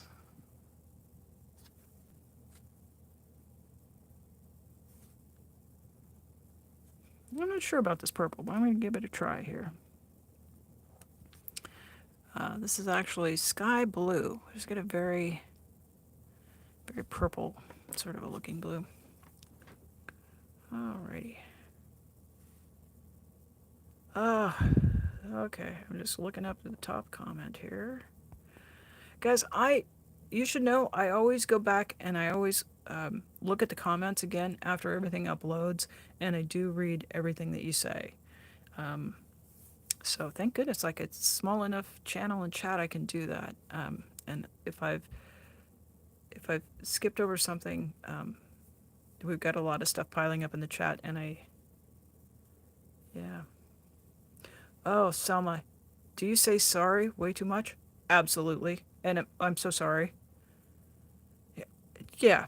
And I'm clumsy, like clumsier than the average bear, and I'm always bumping into stuff because it seems like I forget where my. It's like my nerves just don't give me a good report back to my brain to tell me where my feet and my elbows are. Um, yeah, so there's. Yeah. Uh, we've got some discussion about labels and whatnot. I'm generally kind of averse to labels myself, but here's why I think a label is a bit useful in this situation. As long as the world keeps making it difficult for me to do basic human things, and I need accommodations so that I can have access to what other people who don't have this kind of a nervous system get, I'm okay with a label. Um, and for a while, I will say I have had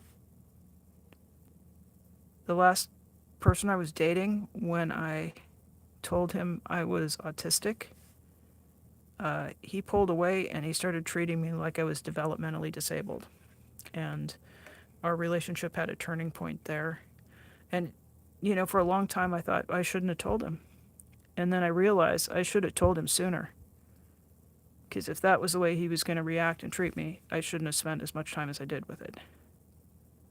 So, this discussion about labels is very important. And, yeah, there's upsides and downsides. And the downsides are impactful. No question about it. I'd like to think we can reach a day where we can just talk about who we are and not have somebody treat us badly because of their perceptions about what it is to be have a sensitive nervous system. That's just, you guys don't give me a bunch of sympathy on that. It's something I've kind of worked through. It was good to know, and better off without him.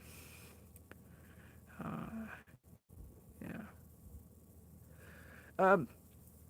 So Maya says, are we talking about ADHD or autism? I consider those both to be neurodivergence. I think they're really connected. So, are you joking? I took you very seriously there because, yeah, do you guys take people really seriously when they're kind of funning around with you and you don't quite get takes you a minute, you find people laugh at you sometimes? That's me. But I also like to think I've got a nice quirky sense of humor. So, Sophia says, part of your mom's family had the issue with you not fitting in and always wondered why they were so offended at you being happy just sitting in the corner with a book or a puzzle instead of engaging. Oh my gosh. Yes. Especially when it gets too big and loud. I just want to go be quiet. And give me a book. Oh my God. Thank God and publishers for books.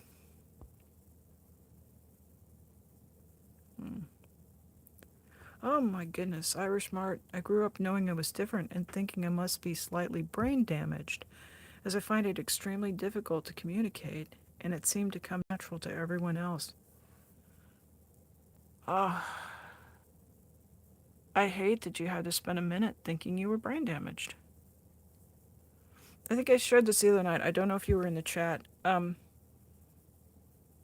had words in my first year, and then I was like quiet until I was about 4. And then when I went to school, I was selectively mute. I didn't talk to other kids. I had a lot of words, and kids didn't use enough words, so I didn't really talk to them. I talked to the adults if they asked me questions. Mostly would respond. I don't think I always did. And that persisted until I was about age 14. And then I had the idea that I should talk to other kids, and so I started working on talking to other kids.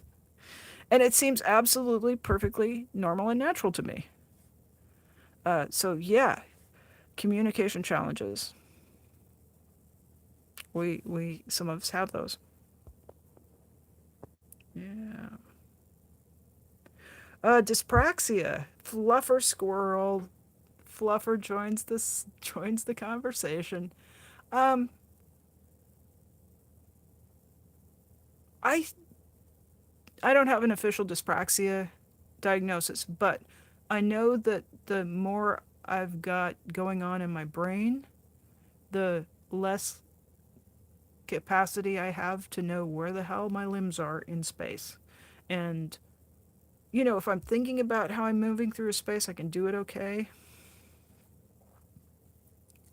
But if you put any kind of mental load on me, it's like all of a sudden, uh, yeah, who knows where that foot is? Who knows where? It's just, I'm laughing. It's not that funny. It's funny. Is it funny? I think it's funny. Um, yeah, I don't know if anybody still has floors with linoleum on them, but there's that seam, like a line that's printed onto the linoleum. And my family used to say, "Oh, Janelle, she trips on the line in the linoleum. There's nothing on the floor. It's just like a little visual disturbance." And I'll just stub my toe on nothing. So that, I guess, it could be dyspraxia. But it's sort of like it's not constant. It depends on how much the system is being. Yeah. Oh, okay. I've got some other people who are saying, yeah,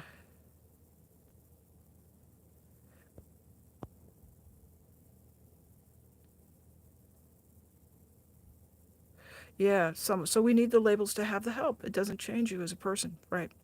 Yep. That was much more succinctly stated than how I did. Um,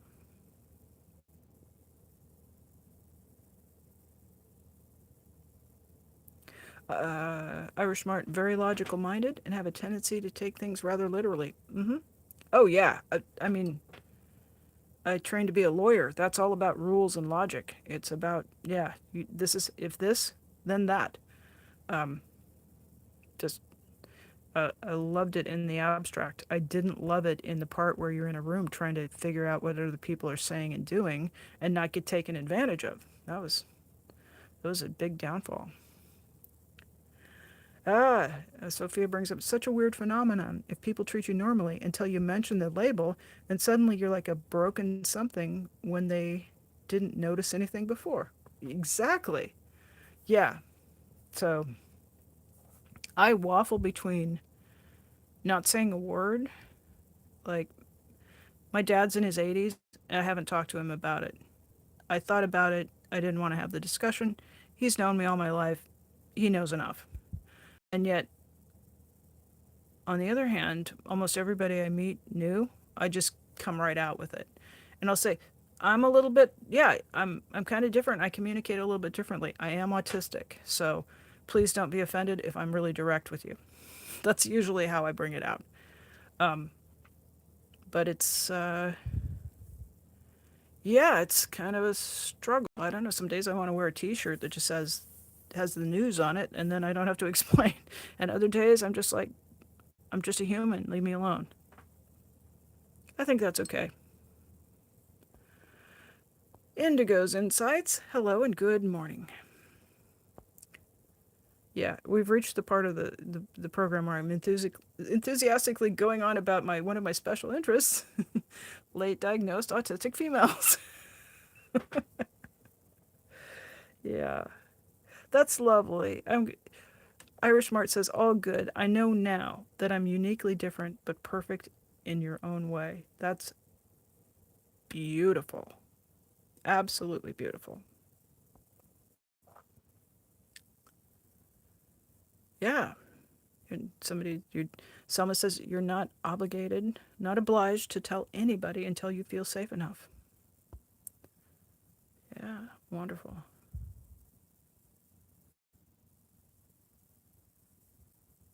Yeah. Oh, Indigo's Insights. I've always been blunt. Adults don't like it when kids speak blunt truth. True, true, true. Yeah.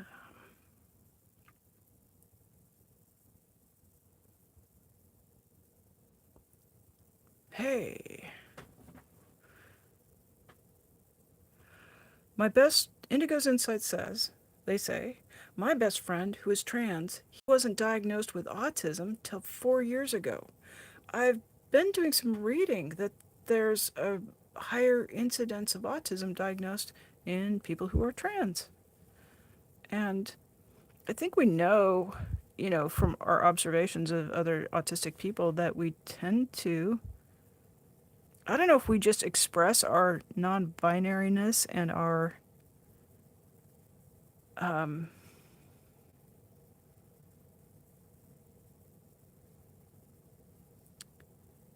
I'm trying to think of a way to express this that's all encompassing, but I don't really want to maybe encompass everybody. It's just gay, lesbian, non binary, people with some gender differences from the, uh, yeah, in this population, is kind of the LGBTQA questioning. Um, yeah, that we're wonderfully queer, and there's seems to be a correlation. I don't think it's a connection. I don't think it's causal. I think I kind of sometimes wonder if because we're trying to figure out who we are, that we untangle these queerness issues a little bit more than the average bear. Um, I mean, I love that about us. So, Flubber says, queerness with a happy face and a heart, a sparkly heart. Mm-hmm. Yeah, yeah, yeah. So, especially in trans men, women get late diagnosed all the time because their symptoms are different than men. Fuck, right? So I'm quiet and I keep to myself. Yeah, she knows a lot of words and she's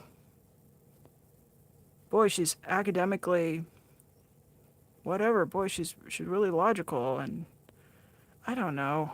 I don't know why we've got the cultural differences that keep us from getting. And maybe this is a good thing. Maybe being spared from interventional help and shit like that behavior training. Um, you wouldn't train a dog the way some of these autistic kids are put into training. Hours and hours a day. They're not allowed to play. They're not allowed to just go be themselves. If they flap their hands, somebody touches their body and stills their hands. Um, Maybe it's not the worst thing that we didn't get diagnosed early.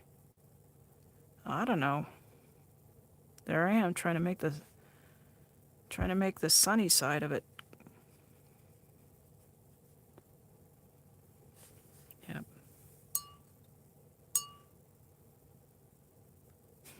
Selma says, yeah.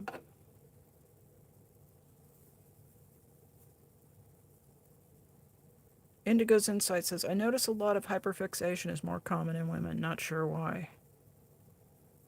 Huh. That's.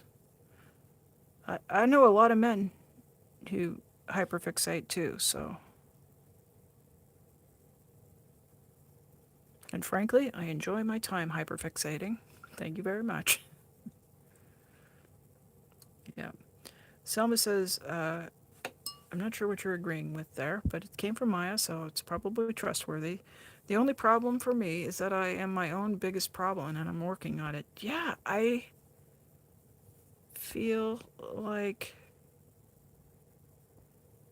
I have felt that way. I'm transitioning away from this, feeling like it's all my own fault. Um, Feeling like, oh, I was responsible because I didn't mask up and get on with blending in. And I had a parent who said, why can't you be like the other kids? Like, just that refrain over and over again. Because I'm not like the other kids. Find me a group of autistic kids, I'm probably like that group. Um, has anybody out there been sent for some kind of training to help you be like the other kids. I'll throw out my example. As a teenager, my parents decided that I go to something like a finishing school, right? A charm school where we practiced sitting like a lady. We practiced putting on fingernail polish, um, how to use forks in the right way. Uh, we practiced manners. We figured out what colors looked good on our complexion, how to apply makeup. Because at that age, I was, running around with, I was playing basketball and playing sports and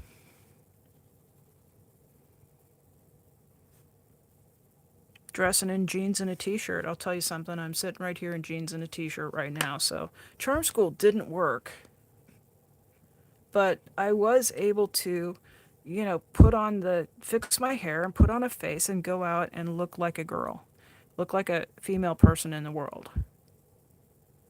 Um, and I can still do it, but it is so absolutely draining. And I don't understand why men don't have to do that, but I have to do that. So, just me? Just me? Oh, Maya says go back and read your message. Okay, Maya. A pretty big problem too in...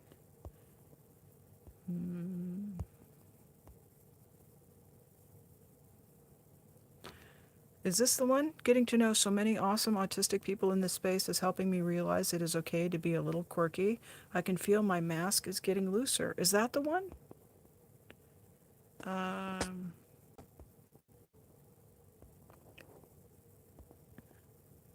I am... My heart is just warmed to know that anybody, yeah, that you find a place.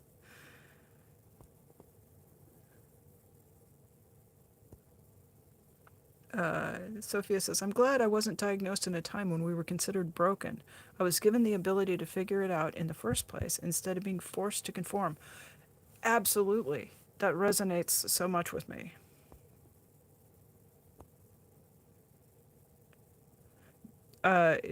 It's interesting too. Do I also have ADHD? Oh yeah, that was the first thing. I was diagnosed with that.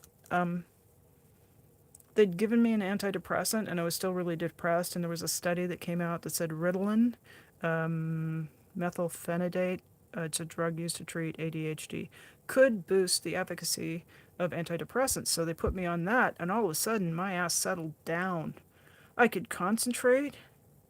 I can't take that med now because of my heart, but when I was taking it, it's like I could get shit done. I wasn't losing stuff all the time. It it was a good period of time.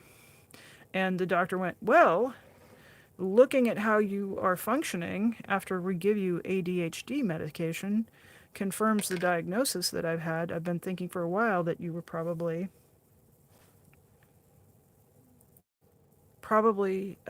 you've got some signs and symptoms of ADHD. So yeah, they were really quick to hand out that one. Pretty reluctant to hand out autism. And part of it, what they said was, you've got trauma, so you can't be autistic with trauma.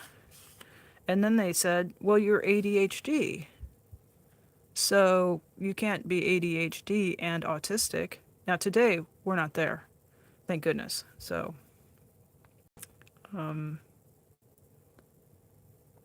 lovely. Selma says she and her husband have always let the boys move and do whatever they wanted. Never stop stimming when your kid needs that. Thank goodness.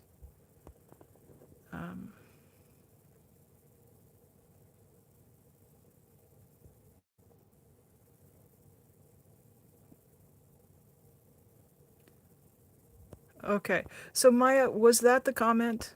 Okay, I think we got it. I think we're good. Maya said she found her tribe.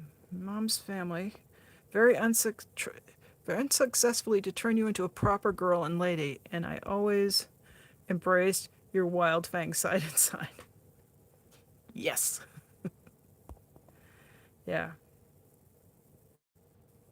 Yeah, and thank you. Indigo's inside. Sometimes we use all caps so Janelle can see it better. Exactly. Thank you for accommodating my ADHD and my old eyes. Eric Rader. Hello. Guys, say howdy to Eric Rader. How are you doing, buddy? How are you doing?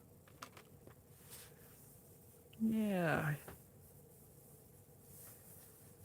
I miss hanging out and doing art with you. And I'm glad you're here to hang out with us for a little bit and do a little art. It's Sunday morning. Tell us, are you going to take yeah, is it a ride with Raider day today? Excellent. So, I'll throw a link to your channel after yeah, what time is it now? I can't see the time when I'm in the stream and there's a clock that's behind my head, so. Rika! Well, hello. I hope I never get to the point where I am not thrilled and excited to like see my friends come into the space. It's great fun. Hunting for dolphins. Okay, Selma, you're in the Netherlands. I need somebody who's in the Pacific. Rika, what time is it? Sister, tell me. 6:30. Okay. All right. So we've got an hour and 20 minutes, so I can go a little bit longer. Yeah, when this posts, I will add a comment to this with a redirect to Eric Rader's channel. He does a thing on Sunday mornings where he takes a ride. He lives in Southern California, and he takes us to Malibu every weekend. Are we going to the canyon today too? I know. It's so greedy. I want the beach, I want dolphins, and I want the canyon. I know, I saw that last week. No dolphins. I caught you on replay last week. Oh, okay. Indigo, got it. Yeah.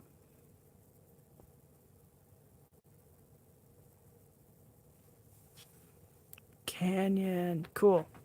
I love that wind down of just looking out over the horizon. It's pretty incredible.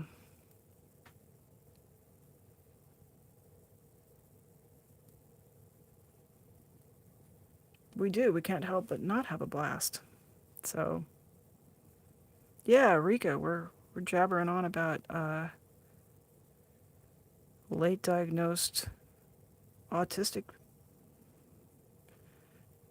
humans.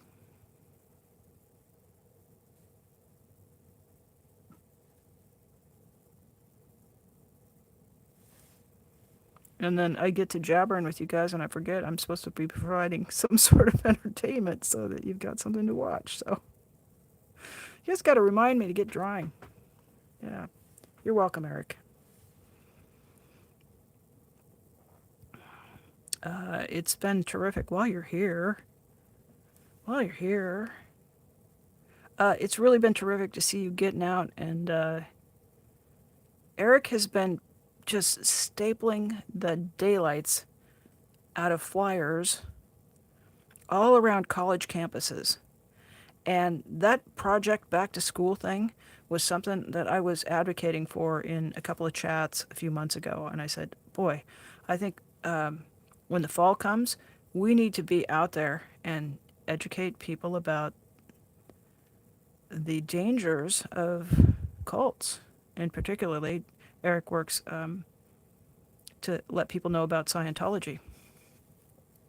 And of all of the people that I was trying to get fired up to go do that, I think, not that I was telling you what to do, you were on this plan on your own, but you're the only fellow I see out there doing it.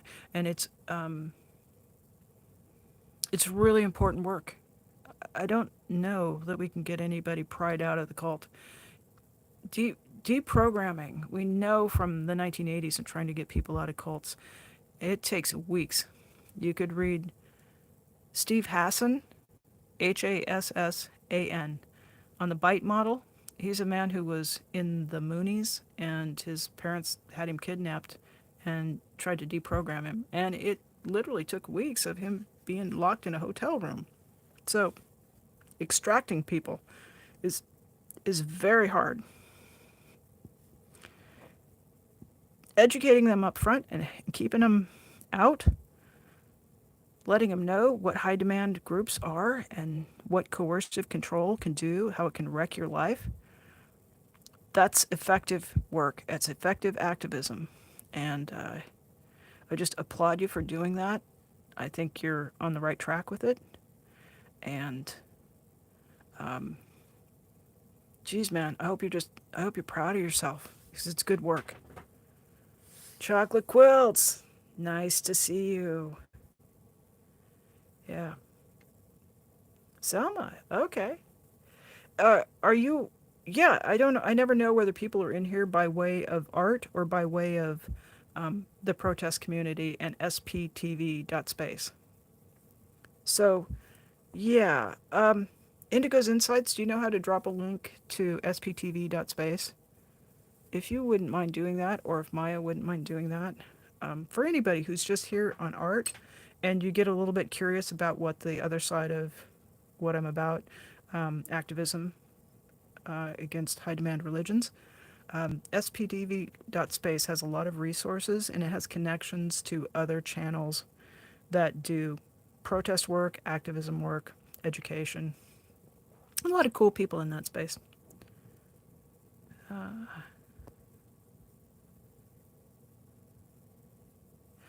Yeah, Eric says it takes a ton of work to even be ready to believe the control you are under. Um, Absolutely. Yeah.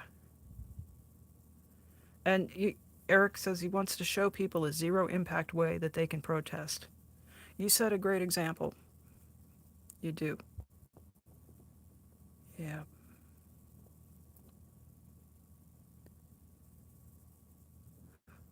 Indigo's Insight shares it can take up to 10 years for people to re, uh, reassimilate into society after a high control groups. I'll tell you, I was involved with a high control group uh, in my early 20s, and I'm gonna be. I'm still 62 this week. That's gonna change here real quick. Um, there are still impacts that ripple through my life from what I went through. I don't. I guess I want to believe that it could leave me, but I don't think it ever will. I just don't think it ever freaking will. Um, anyway, it can't go back and change it. So here we are, right? Here we are.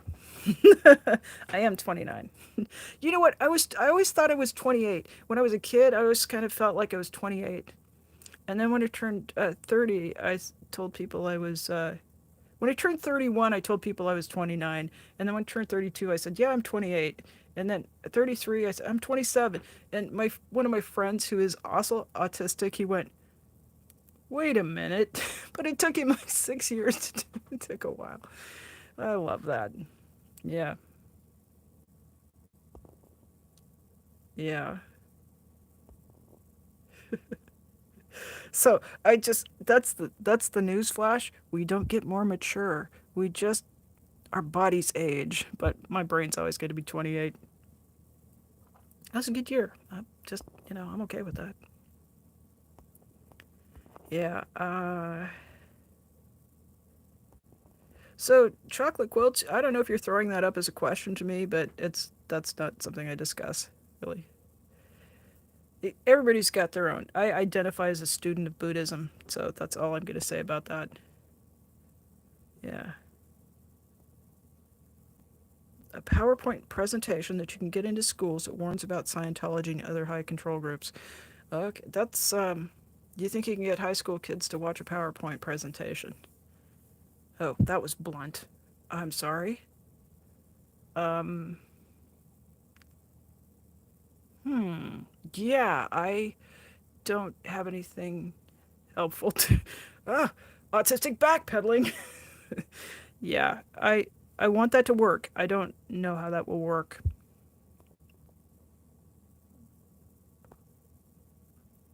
Yeah. You sort of, yeah. Sophia says you can't make a believer give it up just by telling them they're wrong. You gotta loosen the thread for them to unravel it. Um, the uh, the LDS kids uh, over at Mormon Stories podcast with John DeLynn and Kara Burrell and some of the other people in the Exmo space talk about how they're taught a thought control trick, which is if they have doubts, the saying is, "Oh, just put that on the shelf. That's okay. You don't have to have the answer to that. You just probably haven't read the right text, or you haven't been moved by the spirit to understand that. So it's okay. Just put that on the shelf. Just put it on the shelf." They have a little doubt, and the person they're studying scripture with says, "That's okay. But just it's okay. It's everybody has doubts. Just put that on the shelf." And I've heard the moment of awakening described as my shelf broke.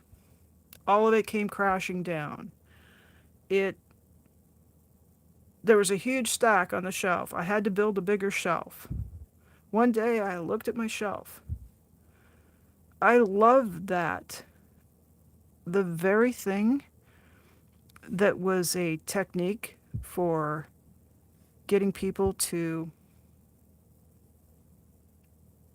really just put their doubts out of the way and get on with being LDS ends up being something that is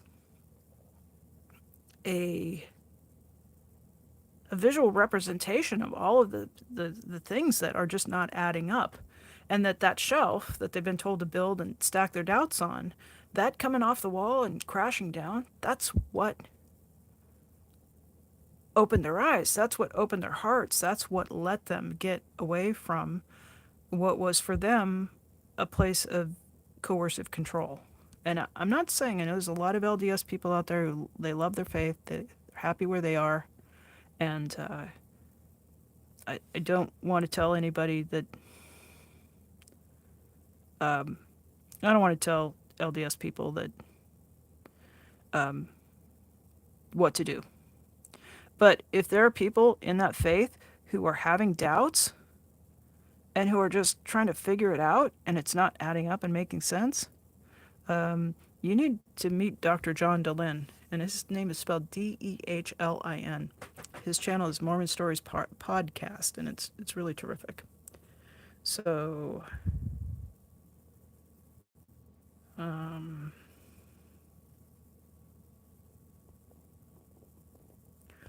alrighty. So, Indigo's Insights, do I have your email contact? I need to talk to you about something. And if you could kindly, if you wouldn't mind, get a hold of me. I do have a channel email now. And that email is janelleart@gmail.com. No spaces, no underscores. Just run it all together, Janelle Art. Yeah. So, Eric Rader says, hate groups never move the needle. Proper, well thought out protesting does. And kindness makes the biggest difference. Uh, Chocolate Quilts, I accidentally found you. I enjoy your art. I do not like negative energy. I'll dabble in the negative energy. I do. That's just honest. I do try to keep it positive. But I'm I'm an emotional person and I do get fired up about stuff. So um, I also I will say this. Um, there's kind of a movement in social media that just presses us with positivity, and it can become dysfunctional.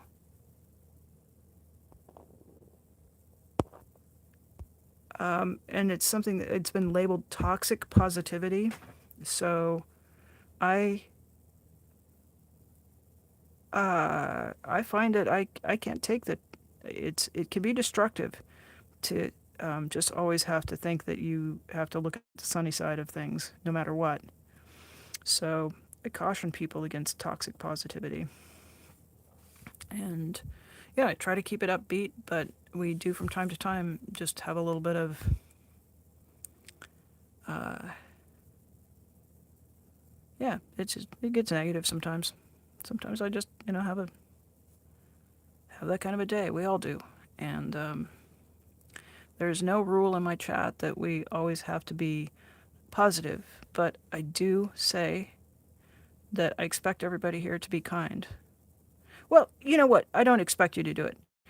If you're going to be here, that's what it's going to be, and if you're not, then you know you see the people in blue, and so uh, yeah, there. That's enough about that, right? You guys get it. You guys are always so awesome. I really, yeah. All our emotions are valid, good or bad. They all have a function and are not there for nothing, says Selma. Yes, I believe that.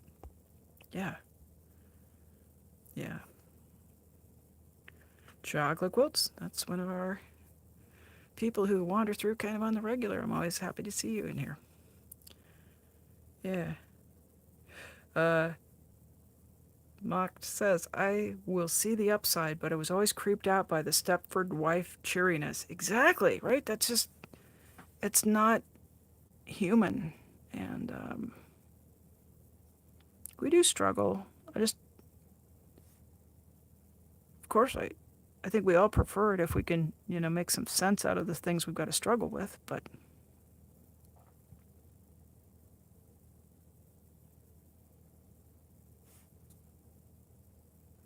okay, I'm working on Eric. I'm working on trying to keep my hand busy while I'm doing the yappity yap. It's so hard. My yeah, Indigo's insights. It's important to feel and understand things like anger, frustration, sadness because they serve a purpose just like joy, success, and happiness. And back to autism, any of all y'all have trouble identifying what your emotions are? Do you just get kind of like, I know there's emotions going, but naming emotions? Fluffer, if you're still here, there's a word for that, and I can't think of what it is right now. Yeah. Um, Alexithymia! Thank you, Rika. We're playing Autism Jeopardy in here. Yeah, 500 points to Rika. I thought I always just knew what it was. I just thought I was angry. And then when I found out that anger is not a primary emotion, anger is a secondary emotion. Anger comes on top of something else. I I'll almost always know when I'm angry, but I do not know what's underneath it most of the time. It's a struggle. Yeah. So I'm going to read this one. Selma, complicated last name. We should be able to call shit shit, not pudding. I need that on a t-shirt. let's, let's make a note of that for the merch store. Cade can create. Hi. Hello. Welcome in, new name. Yeah. Eric says, it's like the people who always attack others are always the first to farm sympathy. It's so easy to see. Oh my gosh. You missed me. I was popping off about sad fishers earlier, so you missed that, Eric. I kind of had it with that. Um, yeah, sympathy farming. Yep. We're playing guess the emotion, right? Yeah. Um,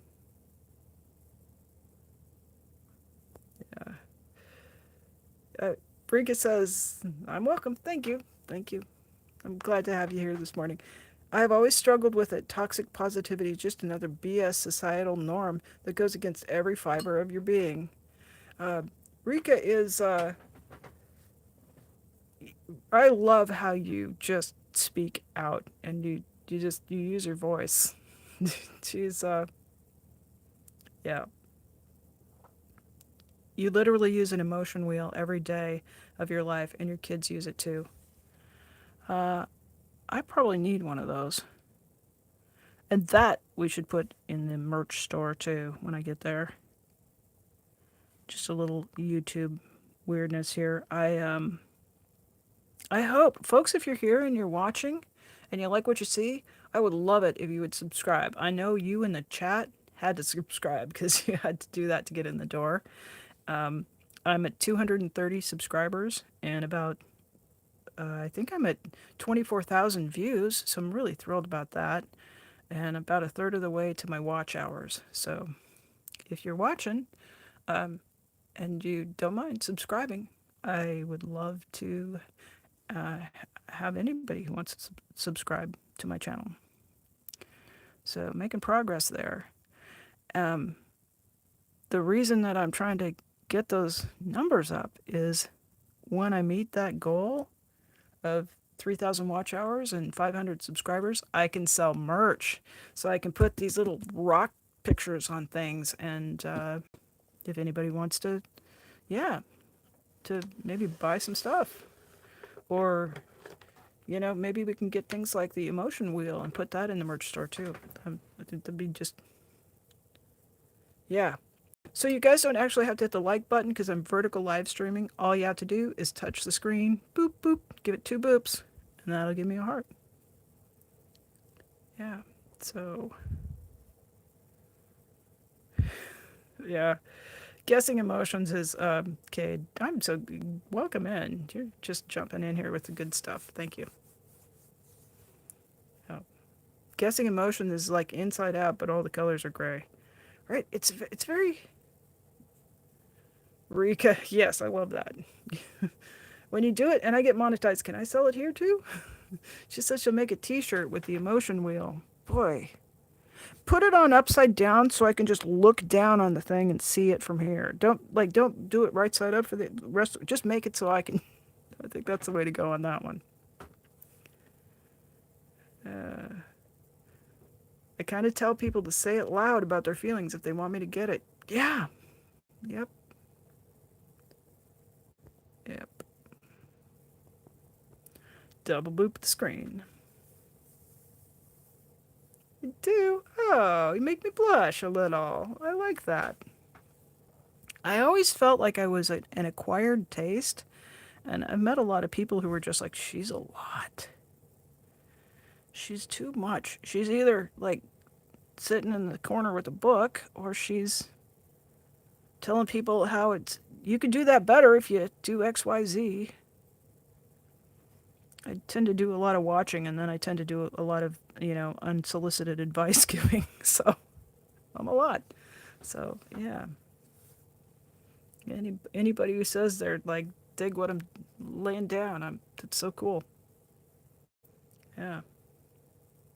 If they get mad about you not being a mind reader, you just say, fine, I'm out. Exactly. Like, and especially if they go, well, it's so obvious. Like, I couldn't have given you 15 more signals. Okay. After the first 5 signals didn't work, why didn't you use words? Why didn't you write it down on a piece of paper and hand it to me? I'm not unless the signal is something I already agree with, I don't understand. It's challenging. Oh man, I'm just gonna have a great day. It's just been such a great stream to hang out with people that get it. Yeah. Yeah.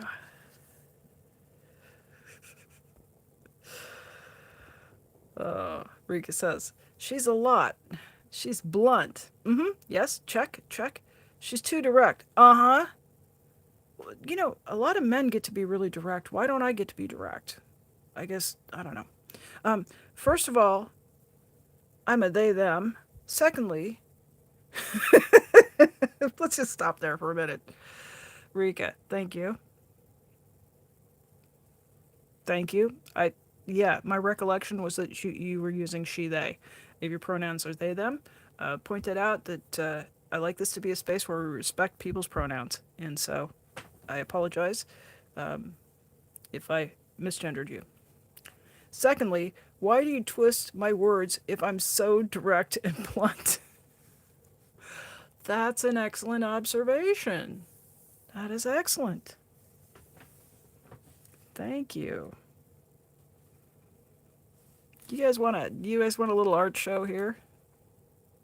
Exactly. Boom. Yeah. Society wants AFAB people to be demure. Um, if I could remember that TikTok thing, very demure. No. Rejected. Yeah, rejected. So we did this one earlier. I just kind of been chucking them off to the side here. I think we had another one, but I don't know where it went. We had some good ones the other night, boy. Yeah, we did something in deep purples and apricots. Isn't that one cool? Yeah.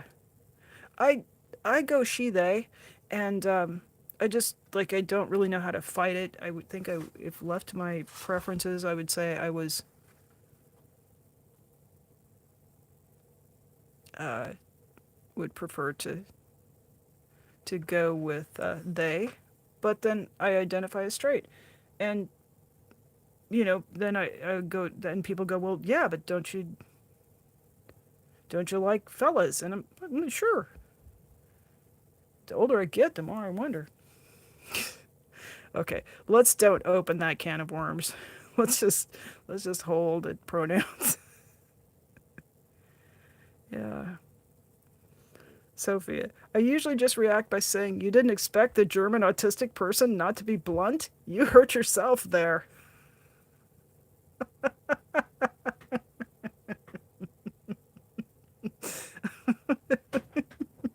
Yes. Yeah. Yeah, they, them. Oh, Selma brings in, Rika, what about? She's too intelligent. Mm-hmm. She's too smart for her own good. How many freaking times did I hear that? She's too talented. Yeah. Why does she have to always outshine the boys? She just has to be a show off. She's too handy. Yep. She can solve problems too fast. Yep. Yep. The stuff I can solve, I solve fast. The stuff I can't solve, I can't solve. I, um, Gifted kid to autistic adult pipeline. Yes. Yes. I have dyscalculia. I can't process numbers. It's like dyslexia. The numbers tumble and move on the page, and I can't hold them in my head. I can only do calculations for things I can hold in my head, and yeah, so thank God I've got 10 fingers and 10 toes. I can count to 20. Uh, so I have a real spiky profile, stuff I'm really great at, and stuff I'm just don't do at all. And the stuff I do well, um, a lot of stuff I do exceptionally well compared to other people. And the stuff I don't grok is very, like, yeah, if we were counting on me to do an algebraic calculation or graph a function, to keep the world from ending, we would all die in a big comet crash. Um, I I have a Bachelor of Science degree, which requires math, and I petitioned the department to take statistics and probability. And so I took graduate level statistics and probability, which I managed to get through because there are linguistic equivalents for the concepts that are handled in stats and probs. Um, anything that can be converted to language I can do. But just straight trigonometry, never going to happen.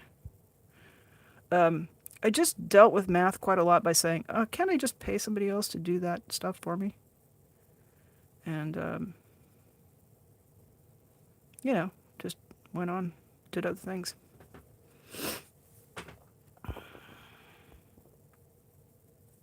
Yeah, it was tough. The last semester, I needed the credit, I needed the math. I did have to take Math 101 and 102, which is like Algebra 1 and 2, and your graphing functions in the second class.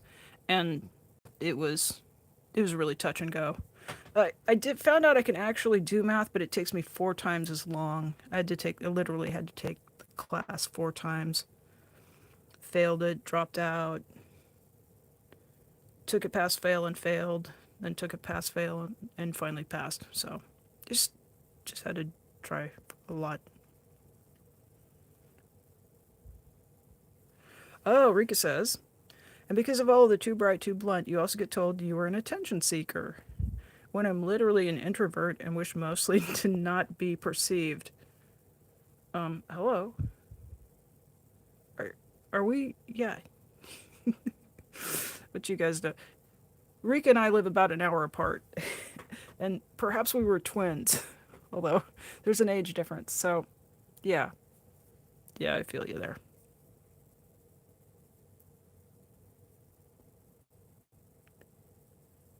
Uh, Salma, I always had to make myself smaller. That's still a big problem for me to find the real me within this made up version. That's part of masking, is make yourself be quieter. Don't be the first one to raise your hand and blurt out the answer. Yeah, don't be, that's not ladylike. Rika, I love blunt to the point. I love it. My brain relaxes around people like that. I don't have to guess anything. Ah, I like that. I think I'm still in the just don't. What is that? Don't act suspicious. Don't act suspicious. Don't act suspicious. Don't. Yeah, I'm with the. And once I get pulled out and in the spotlight, I'm just like, all right, damn it, we're fixing this. Let's go. And I'm good in a crisis. I'm good when we got to figure out and prioritize. I'm just not good with the, you know, soft Susie hand holding bullshit. Oh, Rika, I don't think you were in here when I was talking about being had selective mutism until I was in 8th grade. So I didn't talk to the other kids. I talked to the teachers only. Yeah. Who needed to talk to those? Just operating on such a different level, a low level. They were actually just being kids. I was hyperlexic and operating on a, like I was reading at college level by the time I was in 4th grade. So yeah, really good at language, really sucky at numbers. Yeah.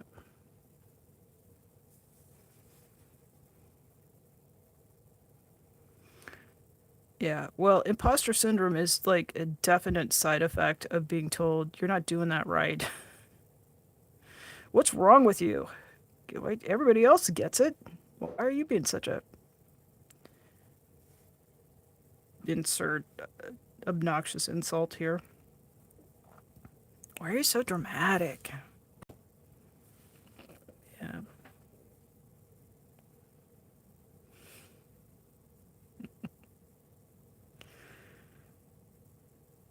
Oh gosh, Indigo's insights. I figure if I'm authentically me, then if you don't like me, at least you know I'm honest. I may be a Gemini, but I only have one face. Oh, I'm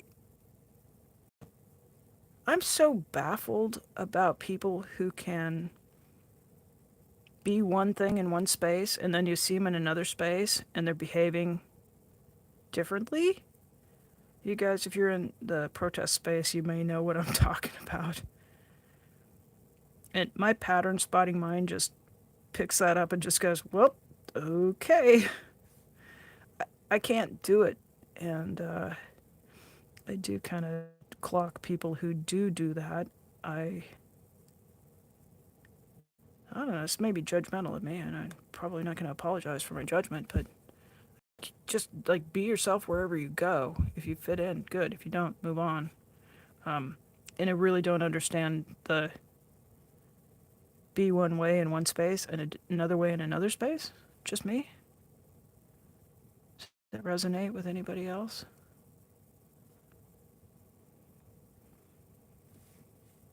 And there. That's the thing about people with that capability. We see it.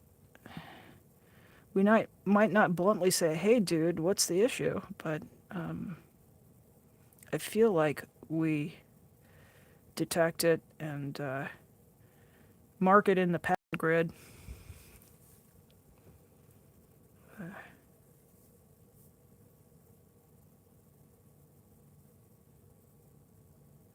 Yeah, I think Rika. That's not exactly what I'm talking about. Rika is a protester, protests against Scientology, and she says that her nervous system is dysregulated and she acts differently when she's protesting because your body's on high alert. And that's what happens when we get our nervous system stimulated like that. One of the first things that goes offline is our left prefrontal cortex. That's the part of us that after we're about 26 years of age, it fully develops. And it's the part of our brain that goes, hey, wait a minute, hang on. As soon as we get our nervous system aroused, that part of us that keeps us from making big social mistakes, or like, it's just the highest part of the last part of the human brain to develop. It's the most evolved part of us. It's where our judgment resides, I think. And when you take that sucker offline, then you're going to be acting in the fight, flight, freeze, or fawn mode. You kind of need the left prefrontal cortex online to keep you into your sharpest intellectual capacity. So, when you go into something that's physically stressful, your body is going to work to keep you safe, and so that means it brings your survival mode online. So that that's not so much a choice of I'm going to be this personality here. I'm going to talk shit and throw dung at the other monkeys in one space, and then I'm going to be super nice and not use profanity and behave in a civilized way in another space. That's what I'm talking about. I'm not talking about that whole biological nervous system change. Okay, I didn't just over explain that, did I? Yeah. So, let's see, what have we got here? A little feedback on that. I stopped watching some channels because I learned things behind the scenes that showed there were people being fake, and I don't understand it either. Same, Indigo's Insights. 100p. Selma, thank you for spending so much time with us and for sharing. Uh, I hope that you are over that virus and back on your feet, and I hope that I look forward to seeing you. Um, so you're welcome here anytime. And okay, not me over explaining. Yeah. So Sophia says I can act appropriately, quote unquote, because but unless I absolutely have to, it's you get what you see in rising levels of weirdness.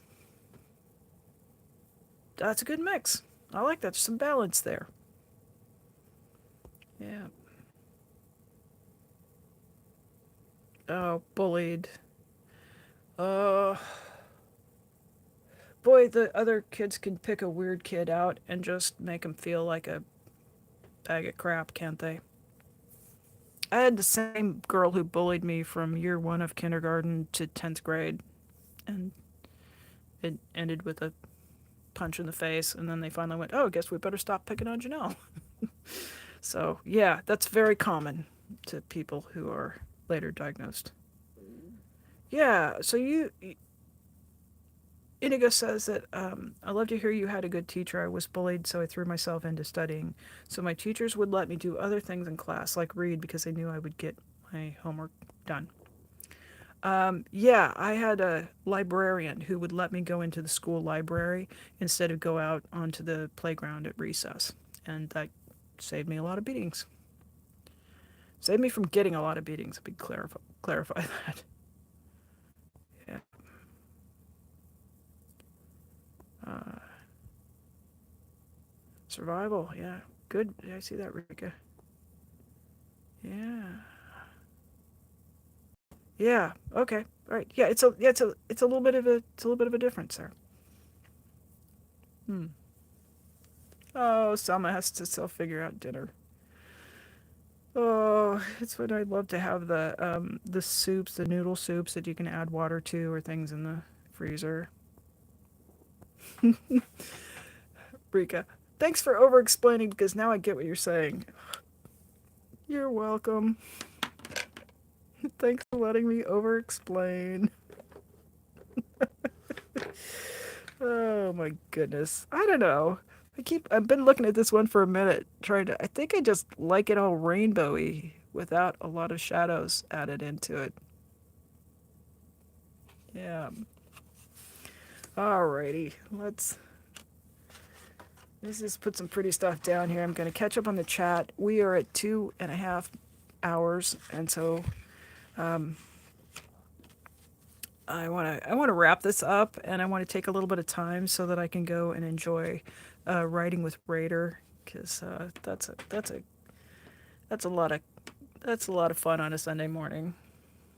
So yeah, Selma, it was lovely to chat with you, and I really appreciate you throwing it into the chat and um, affirming some of us and helping people feel seen. Yeah,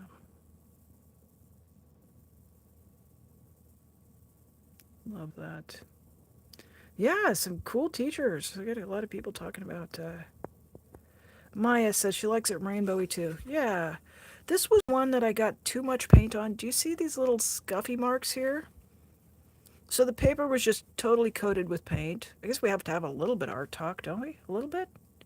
Um, so I took it to the sink and I took a vegetable scrub brush and I just washed some of the paint off. So what's left is the stain and some of the paint. But I also picked up these wonderful scrubby marks, and to me, it looks like the water moving over the rocks, like they're maybe in a stream or something like that. And it modulated the color down quite a bit, so that was fun. Yeah, we did this one earlier. Uh, yeah.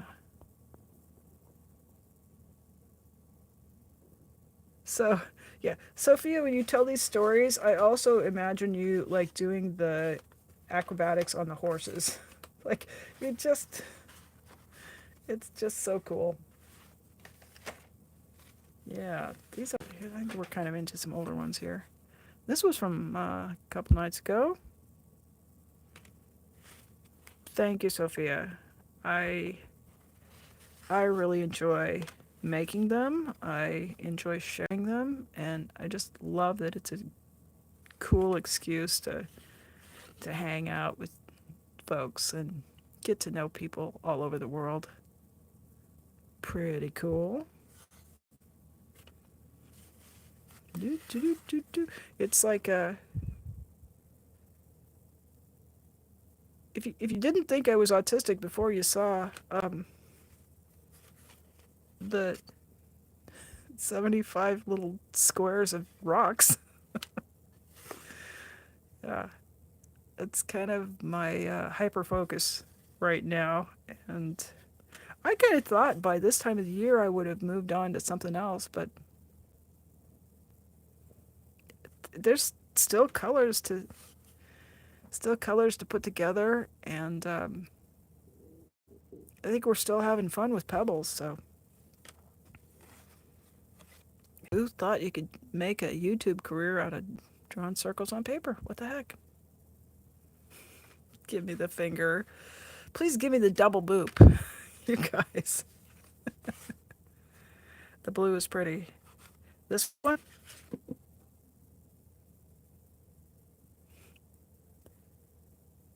AM Impressions. Hello. That's a new name here. Welcome in. Thanks for the like. I usually only just show,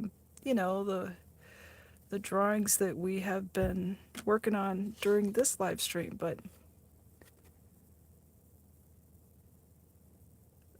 sometimes when I'm feeling like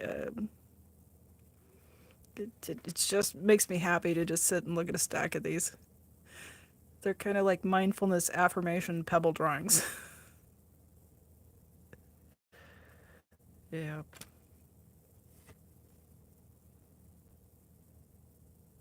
I'm sorry, the focus is a little bit weird. Maybe if I just slide them in this way, it won't shift so much. Oh, that's a little bit better. Apologize for boggling your eyeballs out there. Yeah. Yeah. Where'd that big one go? All right. I love these colors. Yeah.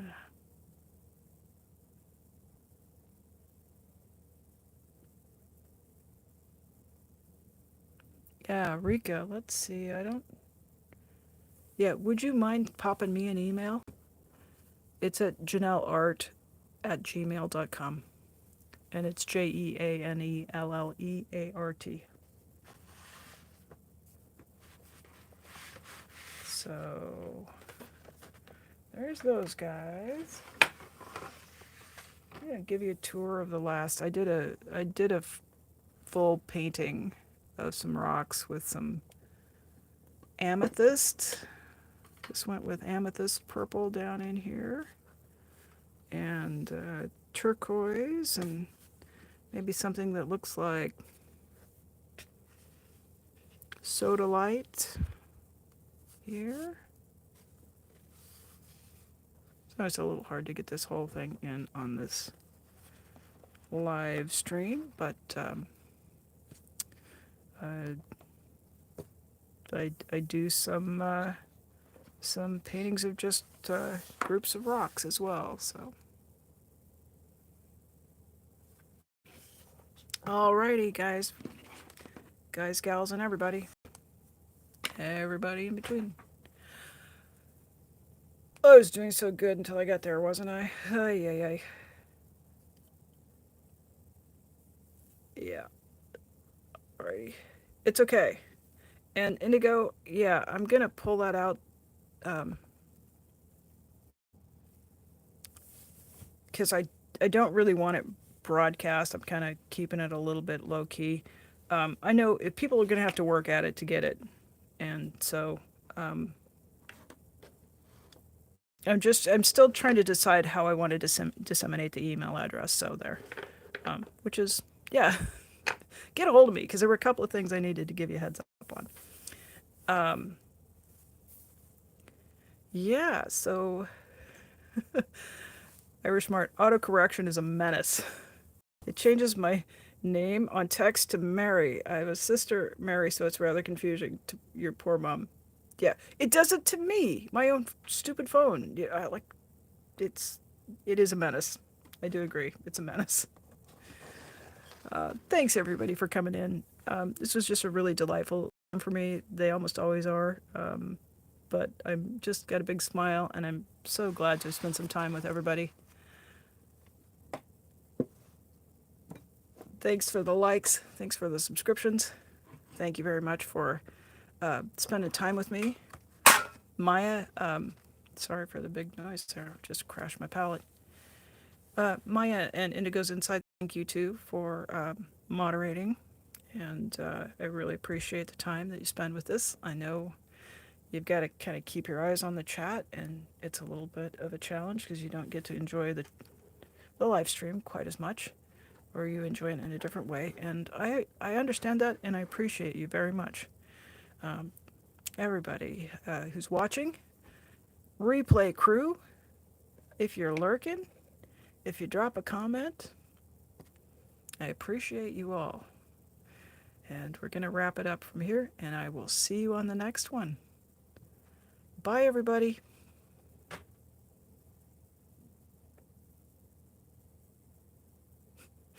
That was, I always have to watch to see who's saying goodbye.